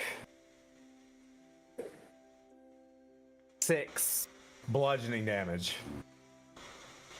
That's not All right. bad. All right, if you'll allow me, Tim, Yeah. I'm gonna try and do it. You're gonna talk to it? Okay. Yeah, but I could easy, have, buddy, easy. done that, but I am now an axe beak.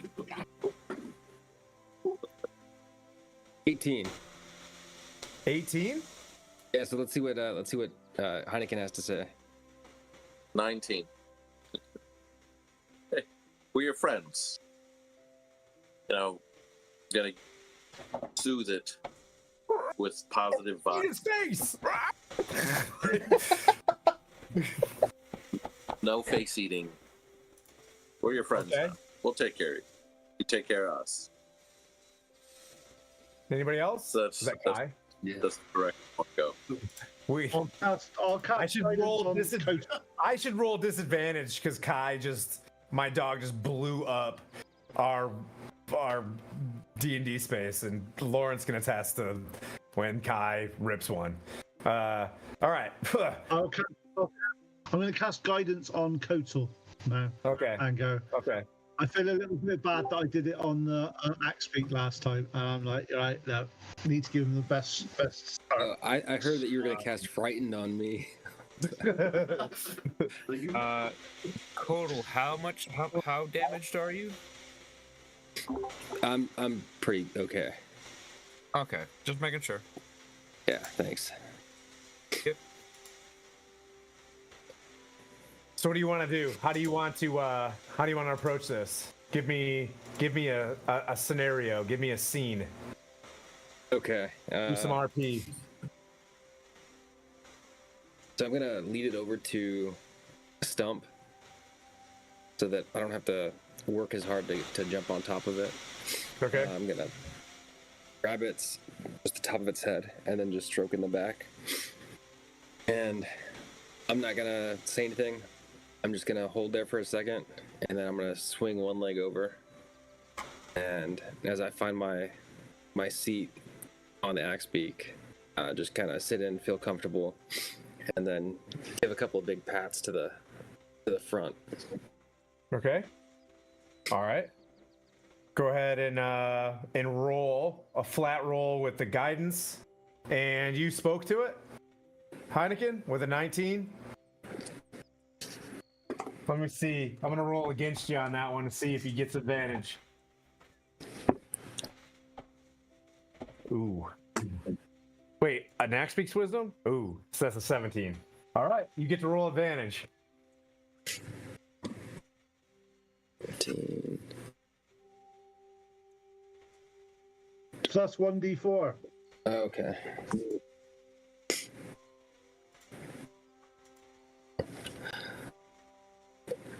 Wait, can Quaddle also have a head cold? You know what I mean? He's like, Advantage with 1d4. I got 10. Whoa, what's up with your dice? Okay. Yeah. But this is good. This thing grabs you and it bolts. It bolts over the fence and starts running away from Triboar into the grove to the north. Roll a strength athletics check to stay on. Anybody can do anything in this crowd that's watching, but everybody goes. You hear a loud gasping from the crowd. You know, the as the axe beak just like and just jumps and heads towards the grove that's super chill. Super chill grove. 15. 15? Okay. Yep. You manage to come up on top of it, and you're heading towards the grove to jump. Make another animal. What do you want to do? How do you want to tame this critter, Ranger? You're on it, though. So that's That's a good start. Made it. yeah. That's a great start. I'm gonna stick with animal handling on this. Okay. Oh shit. 14. How many scenes? 14. 14? 1 4. All right. That's better than one. Since this might be your critter, I'm gonna bust out War Duke on this one. That's better than rolling a 1. It's better than rolling a 1. You are 13. on this thing. Roll a strength check as you're able to scoot yourself up, and it stops bolting, but it's just charging towards the orchard, right? Like you are on it. Next step is steering it. So make your strength check, and then make 9. a 9. Okay. Yeah. You slide a little bit farther back. You're gonna need a higher animal handling check to get this thing to go where you want it to go. Where do you want it to go? Away from the orchard, back to Triboar. Okay. Yeah, if this keeps up, I'm just gonna jump off because I just Well, hold got on. another 10. So I'm gonna do summon steed. Okay. I'm gonna hop on the horse, try and catch up, right? Okay. Get side by side. Okay. This is an axe speak. This isn't like, you know what I mean? Like your bro vehicle, right? So just Side by side, and then I'm gonna do enhance ability on him. okay. So it's a touch, so I have to get real close and touch All right. him. And give him full strength, which has advantage on strength checks, and the carrying capacity thing is doubled, but Okay. it doesn't matter. But he has advantage. So you start rolling towards this thing's stomach, and as you start rolling towards the stomach, you know, you see a drow on what color? Describe your horse. Early- Sorry, I didn't mean to interrupt. No, you're good. No, The high life. You know what I mean? My bad. Bad friend. Pearly white steed didn't have a saddle, just hopped on. He's like, we gotta go get him. So Yep. High Hope Thunder away. Okay. And, let's go. Run up. You see Quaddle. He's gripping onto axe beaks. Don't necessarily have a mane, but like there's some feathers back there, and you roll from that strength check to its side, and boom, enhance ability. Go roll a strength check Advantage. with advantage.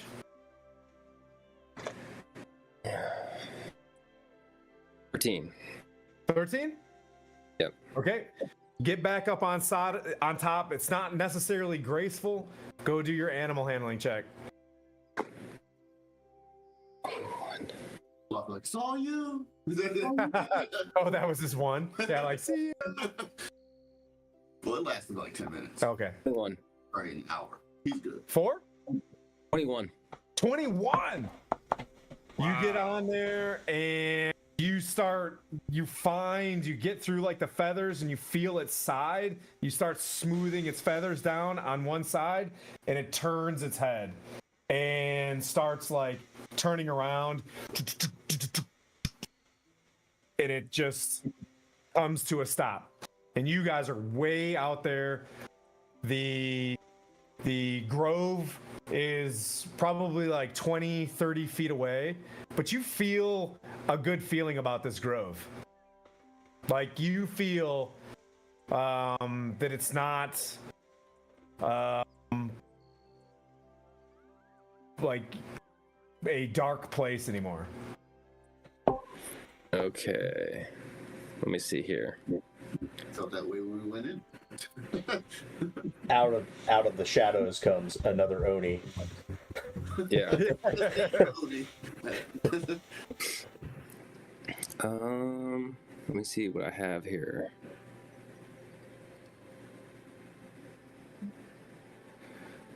I'm gonna do primeval awareness Okay. for. Yeah, I'm gonna primeval awareness For the grove? for the grove. As I mean, it Okay. works for 1 mile. Yep. Well, I guess it would be works for 6 miles. What are you looking for? Onis. It says aberrations, celestials, dragons, elementals, fae, fiends, or undead. Are So in this present. case, you're looking for a fiend. Yeah.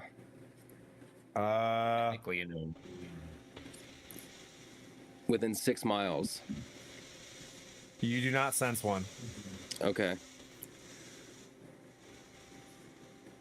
Let's see. Is Mirren still with me? I peeled off. Okay. Well, I'm not going in there alone. No reason to be in the grove. I'm gonna try and steer the Axebeak, go back to meet up with the party, and then tell them that I don't sense anything in the grove. I feel like it's cleared out now. Okay. Okay.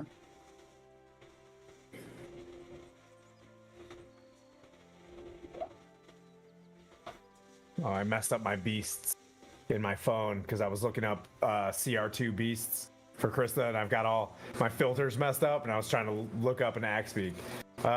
Okay, but when you can ride it back, you get the sense that maybe there's a little bit more bonding that can be done, but you're riding it back. So your pride is saying, "Whew, that was a mess," but you are able to just do one more athletics check with advantage.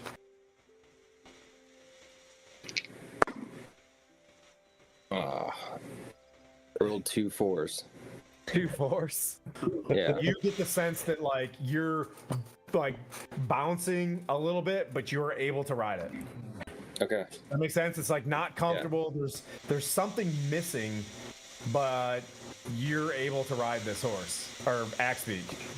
Okay. Just for your pride, Lawrence, the person, this is not chill vehicle to ride. Period. You're able to, with your perception, to see that it has gashes on it where it was hit with spurs, very deep spurs from the orcs and things like that. Like this thing looks like it has had a very abused lifestyle. Okay. So this is not something that is easy in your arc. I know it seems like I pick on you, but it's only because I love you. That's the most manipulative, toxic thing to say to anybody. But I'm only bullying you because I love you. But you get the sense that for you, that you respect the fact that this is not easy. Okay. Does that make sense? It does. Okay, this Axebeak has its own life, its own personality, and it's not going to give to you that willingly. But you can ride it, and you can steer it. Sweet. Okay, I'm love gonna you. steer back into the view of all the townspeople. I really have control over it. I'm gonna put my hands up in the air like this. And you look back in its Axebeak rearview mirrors, and you're like, that grove looks pretty sweet right now. I should probably go check it out. Looks pretty awesome. In the bottom, it's like objects and mirrors seem safe and cozy. You should go there. Huh. Or don't. Or do. I do want to go back, but I wanted to bring the party with me. Okay. Wicked smart. So he's returned. He came back, and the crowd's like, they're cheering. You know, you're not cheering for yourself because it's that imposter syndrome and things like that. You know, but Yeah. Everybody else is really pumped that you came back on the axe beak. And we're all like, Falcon's he lived. He lived. sure, you were gonna die. He lived. Yeah. Anybody else before you pack up and move on? Well, yes, I want to just make sure that we're moving on back to the Grove, but I want the party to go with me. So I'm gonna just relay to them that I've sensed no beings, no Onis, no fiends in the area, and there's something shimmering in that grove telling me that I need to go back. But I need. Is that the white light at the end of it? Is that the white light at the end of the tunnel? No, I've seen that before.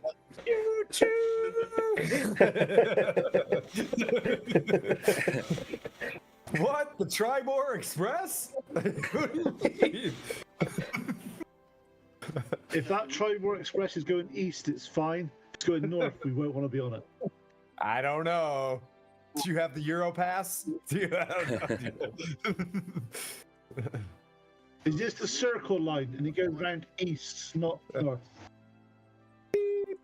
Mind the gap. What do you mean? What do you mean by there's something there, Kotal? Explain. I feel like the Grove is safe First one. to go back to, and I know that that is a holy place for rangers. So I feel like Well, if you want, I want to go back. if you want to spend, time, if you want to spend some time in there before we go, but we are leaving. I think first thing tomorrow morning. Yes, I do want to, but I want to make sure that I have you guys nearby in case I'm being deceived. Why don't?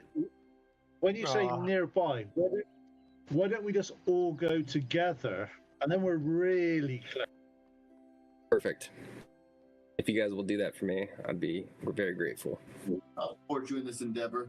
I know the original reason you wanted to go to the Grove, and we didn't make that happen the first time, so let's see if it'll happen this time. And we don't want to see you die again. As much Sick. as comical as it turns out to be, we don't want to see it happen. Thank you. Thank you. Gwen, what do you want to do, buddy? I will go with the rest of them, and I would also like to point out that I do have Revivify just in case something bad happens. Oh, thanks, Glenn. So there I've we got go. Revivify. All right. So I just wanted to let everyone know that there's just a little bit of a failsafe, just in case some type of Oni-looking guy comes out of a bush. I turn to Gwen and go, "It's nice to have a decent cleric amongst us for a change." Okay. Oh, thank you. Yep. You guys move forward to this perpetually dazzling forest shades of yellow, orange, and red. If you watch The Last Samurai with the cherry blossoms and things like that kind of falling from the trees, this grove is absolutely gorgeous.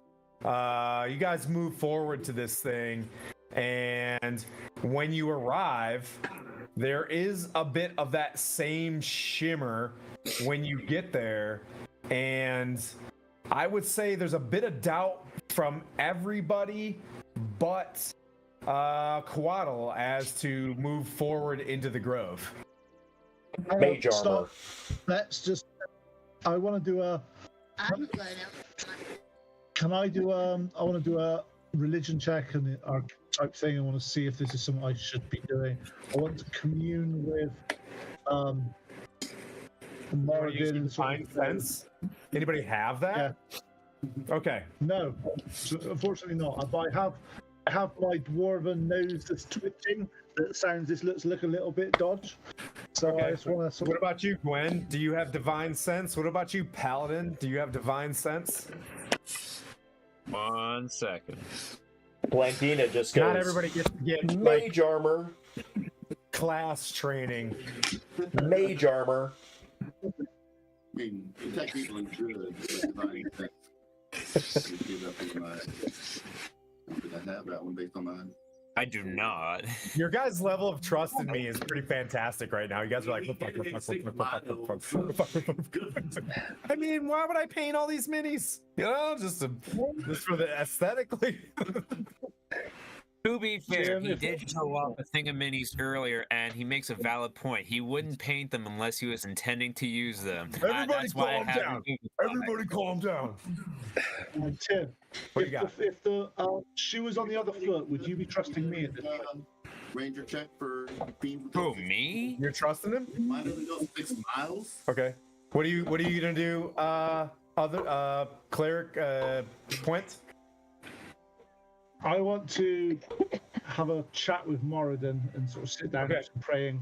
You're just gonna and pray. sort of go. Yeah. You want to pray with him? Okay. Okay. With Quaddle, you're gonna. Okay. All right. Roll your religion check. I'm really good at religion. 9. This is not your area of expertise whatsoever. Like stones, and this is a grove. What you got, Gwen? All right, I shall also make a religion check. Okay. That is 14. You're getting the sense that maybe this isn't for you, but you're getting the sense of hallowed. I will tell Puent how I feel and the sense that I have from my my prayer there, and just kind of be on guard, I guess, as I imagine move deeper into the grove. Okay. If it was hallowed means it's been sanctified and looked after. It shouldn't have allowed the Oni to actually be in here. It is now hallowed. Oh. Both hallowed. I still cast Mage Armor.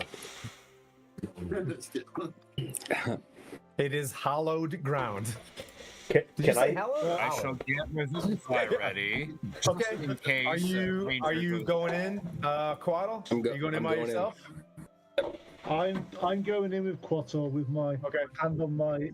I'm like, look, if there's going to be trouble in there, we'll be stronger together than apart. So let's go in As with you Kotor. enter the grove, it becomes very quiet and still, and there's a small pond in front of a large tree, and there's someone with his back to you. He doesn't have a shirt on, he's got pants, and he's got a bow across his back, and he's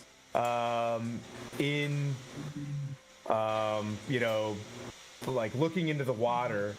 And as he stands up, the rest of the party finds themselves on the outside of the grove, like instantly. And It was nice knowing him. Quaddle, he's like, you might not know me. The name's Guerin. I've been tracking alongside Maliki and alongside your father. And her name was Zindra Winterbow of late. I was there with you in your dream. You've come a long ways. And the difference between Rangers and Paladins tend to be very close. And we are confused at some times. Although we don't get the glory like others. You are doing right. By Faerun. And we are very blessed to have you in this timeline of the Forgotten Realms. And he's like, can I have your bow, please? I present my bow. He's like, I have been blessed with being on this world, the god of tracking.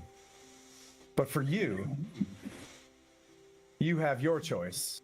You can trick nature, animal handling, or anything that you choose that I can give you advantage on with this. Or an expertise. What would you choose? The bow of Quaddle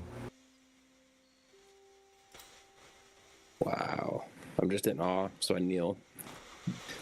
Take one knee. And as I look up at him, I say, I would feel blessed with nature. You will have the aid of Faerun and everything in it to get you along your way with this bow, the Bow of Quaddle. And he looks on it and he squeezes it a little bit and he's like, those that walk the earth, or the earth, those that walk Faerun are the ones that make the true impacts. We can give small guidances, but it's only through your actions do we find you. And you have sacrificed yourself for your party numerous times. What you did with that axe beak, the struggle that you had to stay fortuitous along the way is amazing. That axe beak has gone through a lot in its life. And in time, I think the two of you will be very, very close friends. If you could bring it back to us, that would be outstanding. Please take this bow and have advantage on nature throughout the rest of this campaign and future campaigns. I can't get that deep without being silly. I'm sorry, that's my fault. But and he gives this to you and he's like, forever, this grove will be one of your very many hallowed grounds that you've created through your region. Many blessings. So, he turns around and goes to the pond. Looks over his shoulder for one question. I'm just speechless.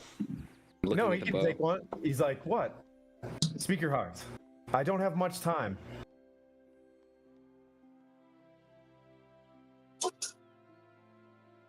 Do you know where the obelisks are held? The obelisks, and you're speaking of this ordning that's broken.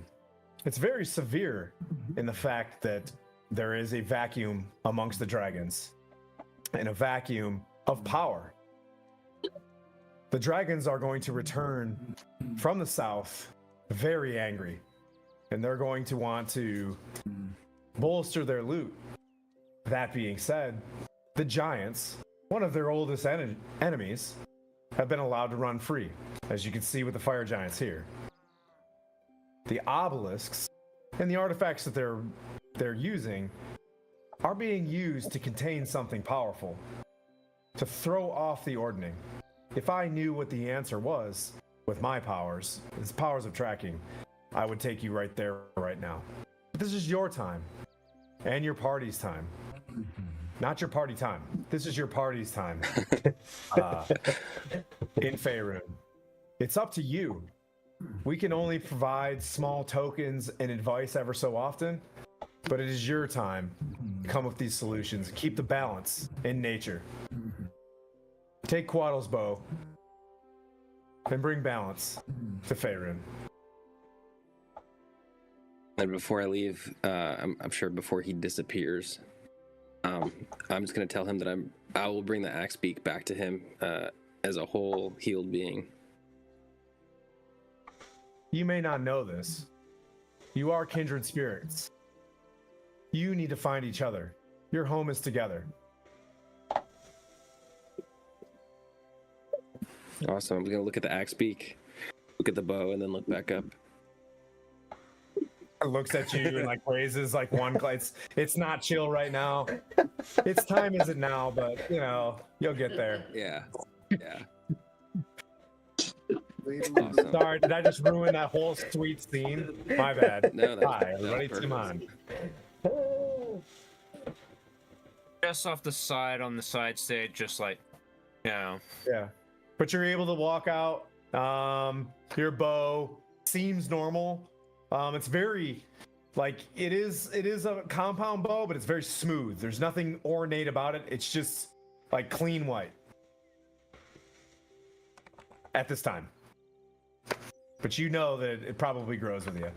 That being said, party, are we going nunite? You guys going back to Urgala's, or you heading out? Leave. Well, we already got to know from Urgala, so we're good there.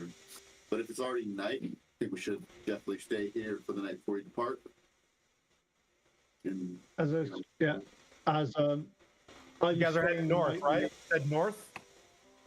I was spending the night with Gelran, making sure all this stuff gets smithed down and sorted out. Done. mm, Okay, so this is what we're gonna do. I'm gonna go around the room. What are we doing tonight? What are we prepping?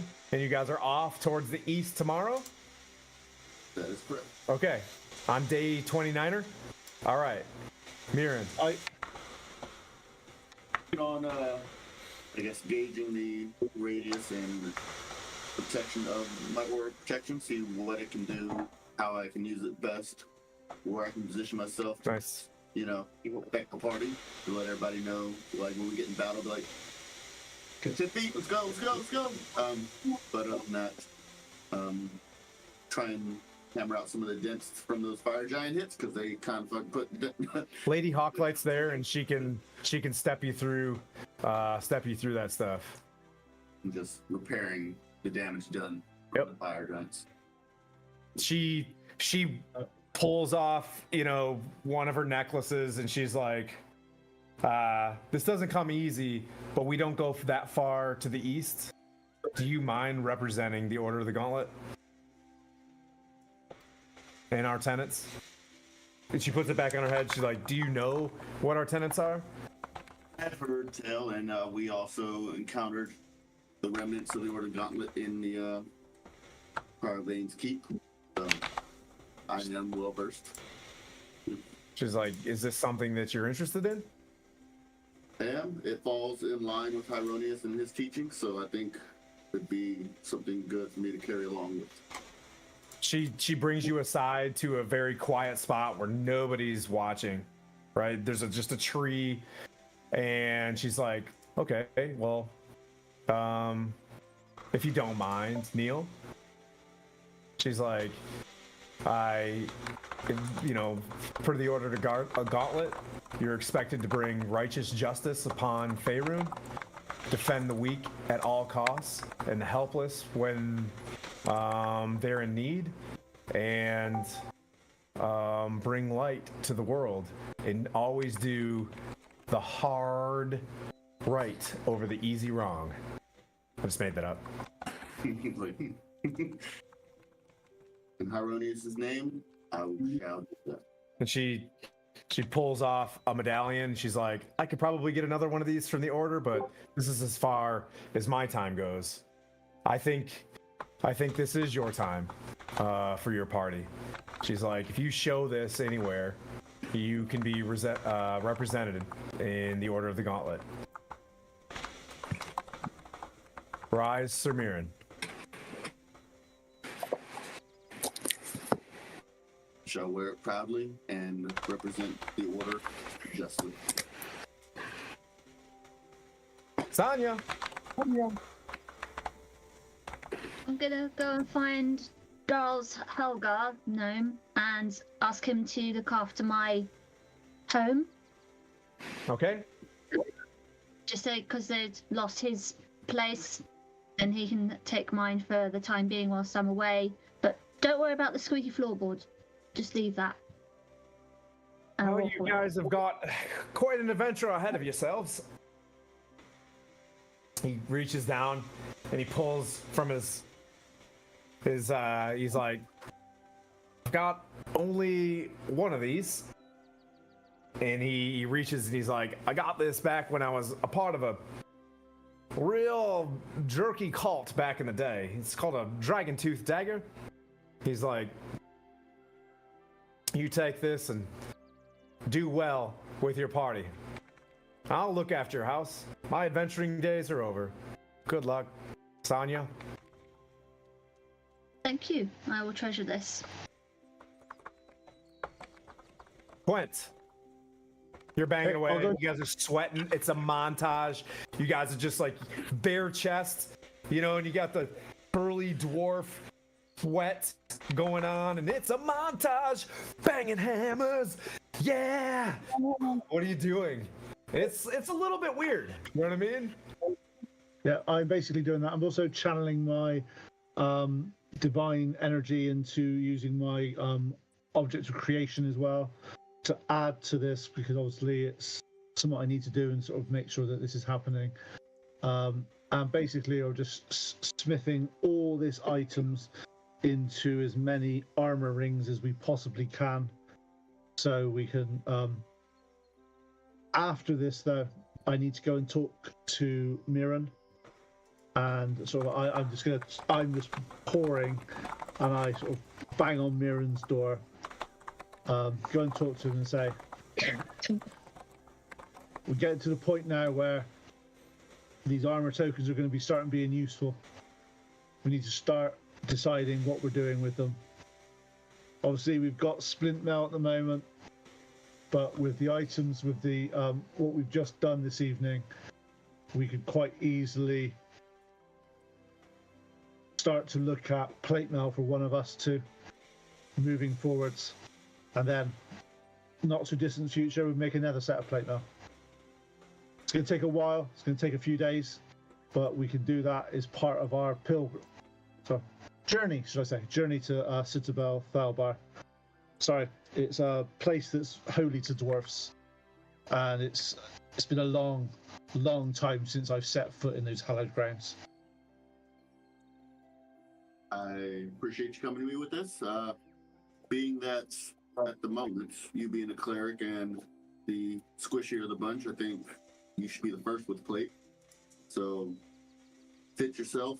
Ooh, I'm just kidding. Before we go into that, and may it, I guess fit you well when we get to Felbar.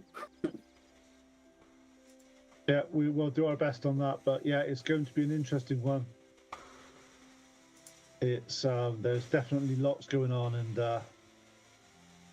Felbar is going to be one of those places that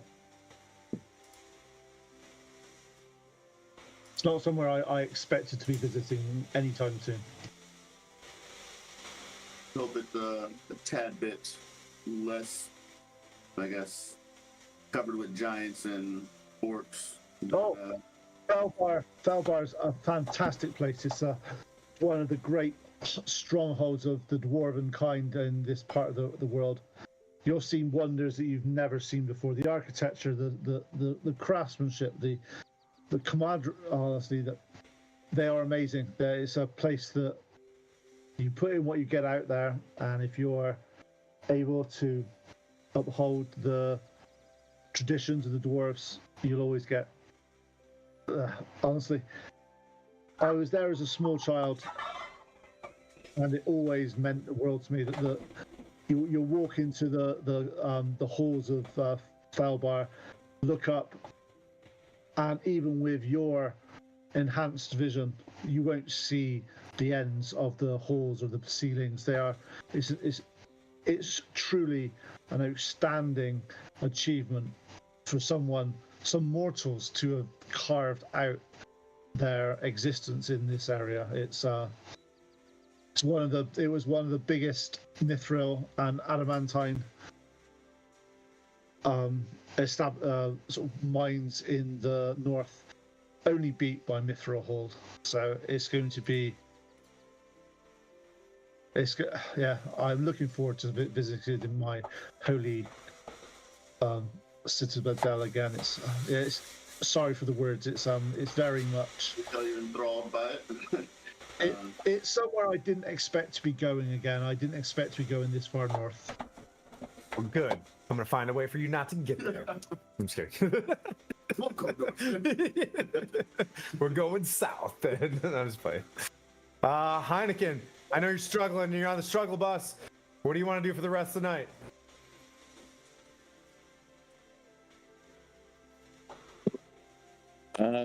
Same. Just kind of hang out. Nothing crazy. Watching everybody do their thing, and then just retire smartly. Okay. I'll let you go to sleep, buddy.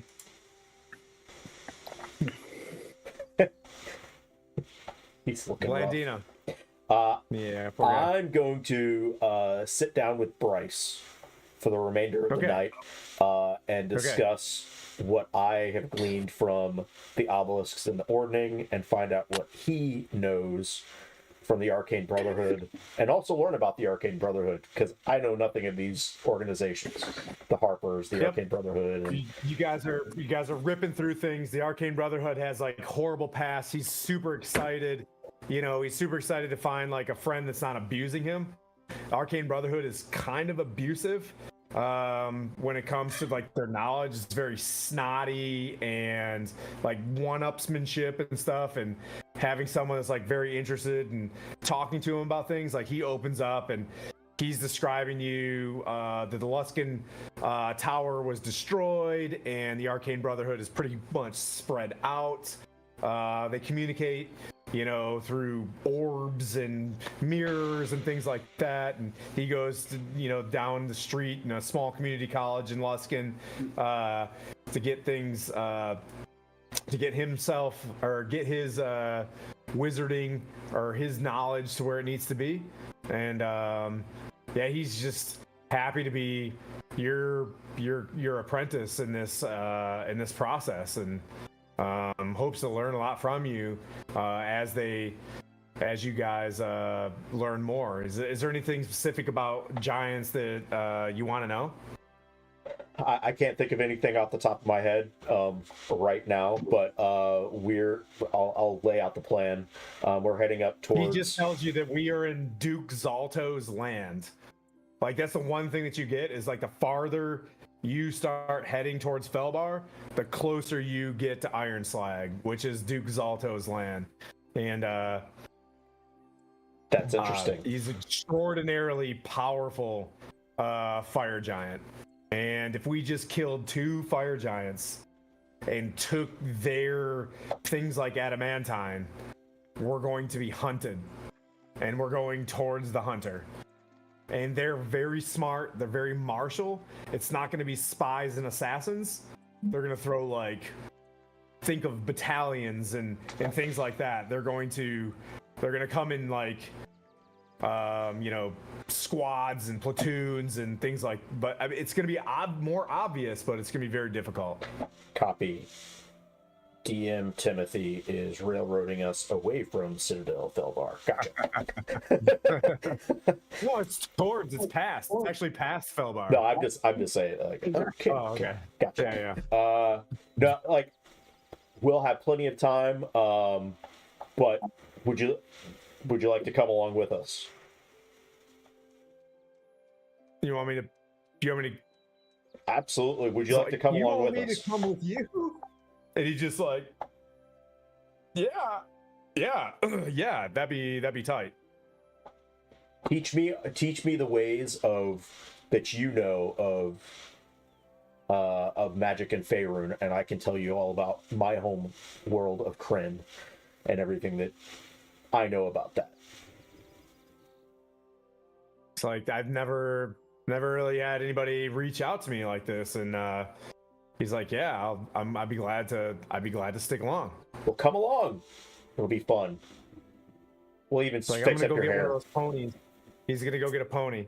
He's like, I'm gonna spend my last gold pieces. I don't have much, but I'm gonna spend a few gold pieces and get one of these ponies over here. I'll flip him a couple of gold pieces as well, just to help it. He bobbles them and then picks them up off the ground and goes and grabs them. We'll say 5. Yeah. He has 5 extra gold pieces. Okay. And that's it. And then Gwen. Ah, yes. Last but not least. I know I just like to build that anxiety. I just like to keep it just grow. Sorry. I am going to go to the local temple, and I am going to pray there and see if I can learn anything or meet anybody there. But at the same time, I'd also like to try to help any of the people here who are either starving and or injured in any way, and lend my assistance to the people here. Okay. You selflessly walk around and you spend most of the night making sure that kids are getting home and wounds are healing. You're following up on some wounds that maybe you saw Puent with the water, and changing out the bandages. You're putting new clean bandages on folks, and having just met this party, you're getting after it, and you're getting, you're trying to, show that, you're staying on task and things like that. And in you, Pelor seems to you feel like you're on the right track as you pray. You see an image of the Desserin Valley. You see a river, and you see yourself following the river to the east. Roger. Alrighty. That's the DM saying, good job. You guys are going in the right direction, as much as I don't want you to. Now get ready for 10 colossal dragons. And I just want to say, everybody, there was 0 combat this entire session. All right. Thank you guys so much for watching. If you'd want to watch me get hazed next weekend, Sir Timothy is going to catch lycanthropy, and then I'll get a broken slingshot, and my armor is gonna fall off. He can't catch it. He's already got it. You guys want to watch literally the best DM on the planet? Come watch next weekend with DM Pete. Continue supporting 988 if you'd like. As I always say, charity comes from the heart. If it's not in your pocket, then reach out to a friend that you haven't reached out to in a while, and not only just say, hey, what's up, but be prepared to answer 10 to 20 minutes of questions and say things like, I've never felt that before, but man, that's got to feel bad, kind of answers, empathetic responses, right? All right, Skylar, what else we got? We're gonna go raid Blue Box RPG, and yes. Yeah, so I don't have anything else to add. Thanks everybody for sticking around and hanging out, and for your donations and cheers and bits and all of your support. It's huge. It's great to know that we're building a community like this, and I can't wait to see it get bigger. Yep, and don't forget, tomorrow's a day on. Anyways. Correct. Have a good one. Correct. Yeah. And stick around for Blue Box in 10 seconds. We'll see you guys next week. Have a good one. Miss you, love you, bye. Mwah.